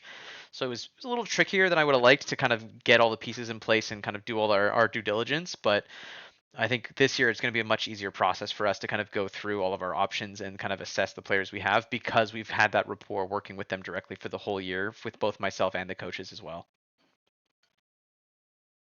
And a question that's based around that, because I I pay attention a little bit to Valorant content and the stream. I enjoy watching the game, and it's interesting to see the Cloud9 coach like come out and talk about it's like we were in the position of like keeping our boys and like loyalty and all that, but like we missed making changes, and then now we just don't care anymore. Like if there is a change, we'll make the change. Like we'll just there's always the push of between making incremental changes that make sense or having loyalty slash belief that like players will get better versus some teams they just fucking make massive changes. Yeah. Like so a lot of the times they'll be like, well, with this team and it doesn't like we kind of feel like we know where the ceiling is, so we're just gonna make wholesale changes. What would you say you identify yourself as when it comes to making roster Yeah, changes? I would love to be the incremental person, if I'm being honest, but like it's Yeah. kind of a luxury not everyone gets to afford, is the way I would put it. Like I Yeah. think if you're someone in like FlyQuest position where like a bunch of your players are just like, hey, we're just gonna go. Like, you lose the Busio, you lose the Inspired, and you're kind of like, okay, fuck, that's gonna be pretty hard to navigate. But hey, that's only two people. Like we already had Gakgos, we already had Quad, we already had Masu. We don't need to change those three roles. Okay, cool. We can just True. change two. That makes your offseason way easier because it's like we need two people, not in like isolation, but to work with these other three people that we know we have. That's a much easier Yeah. puzzle to solve than like, hey, we were like when I joined CLG, it was like, hey, that team was like really dysfunctional. There was a lot of struggles, a lot of individual performance issues. There was just like so many issues that we couldn't reasonably run back pretty much any of that roster, if we're being honest. So like Yeah. it became like, okay, we need to start from scratch. And now that makes the offseason even harder where it's like, you go to player one and you're like, okay, player, I want you to join our team. And they're like, who's on the team? And you're like, so far, just you, pal. Like, it's just you. Here's who we want to get. If we get them or not, you never know. And like, you kind of, it's one of those like, you don't get to know who's going to be on your team until you take that leap of faith and hope it all works out. But like, Yeah. that makes it then harder to sign good players who are, going to sign functionally in the dark as to who their teams are going to, or their teammates are going to be. So it's very much a luxury, and I think like if you have a team that really didn't work, or you have a bunch of players that either don't want to play together anymore, don't want to play at all, or potentially just aren't a good fit for like what you're trying to do, you might just have to make a larger, more wholesale change and kind of throw everything out and try again. And that ultimately is like it's just one of those things where it just makes your off season more difficult and it makes it much more, I guess, involved to try and like make those moves make sense because you're trying to change so much of your team at the same time. Hmm. So yeah, I mean that answers it for me. Yeah, because it's tough. Like I've been on teams where like we've kind of chucked everything out in the off season and like brought in a new batch and like it miraculously works. And I've been in teams where the opposite happens, where like you throw out a team and it comes, you bring a new team back in and you're like, wow, I have 5 new players and half of my problems are the same and the other half are completely new ones, but I still have like the magnitude of problems is relatively unchanged. So Yes. it's a tough one for sure. All right, I'm all chalked out of questions. Yeah, I think we've run the well dry on questions. So I guess I'll wrap things up here.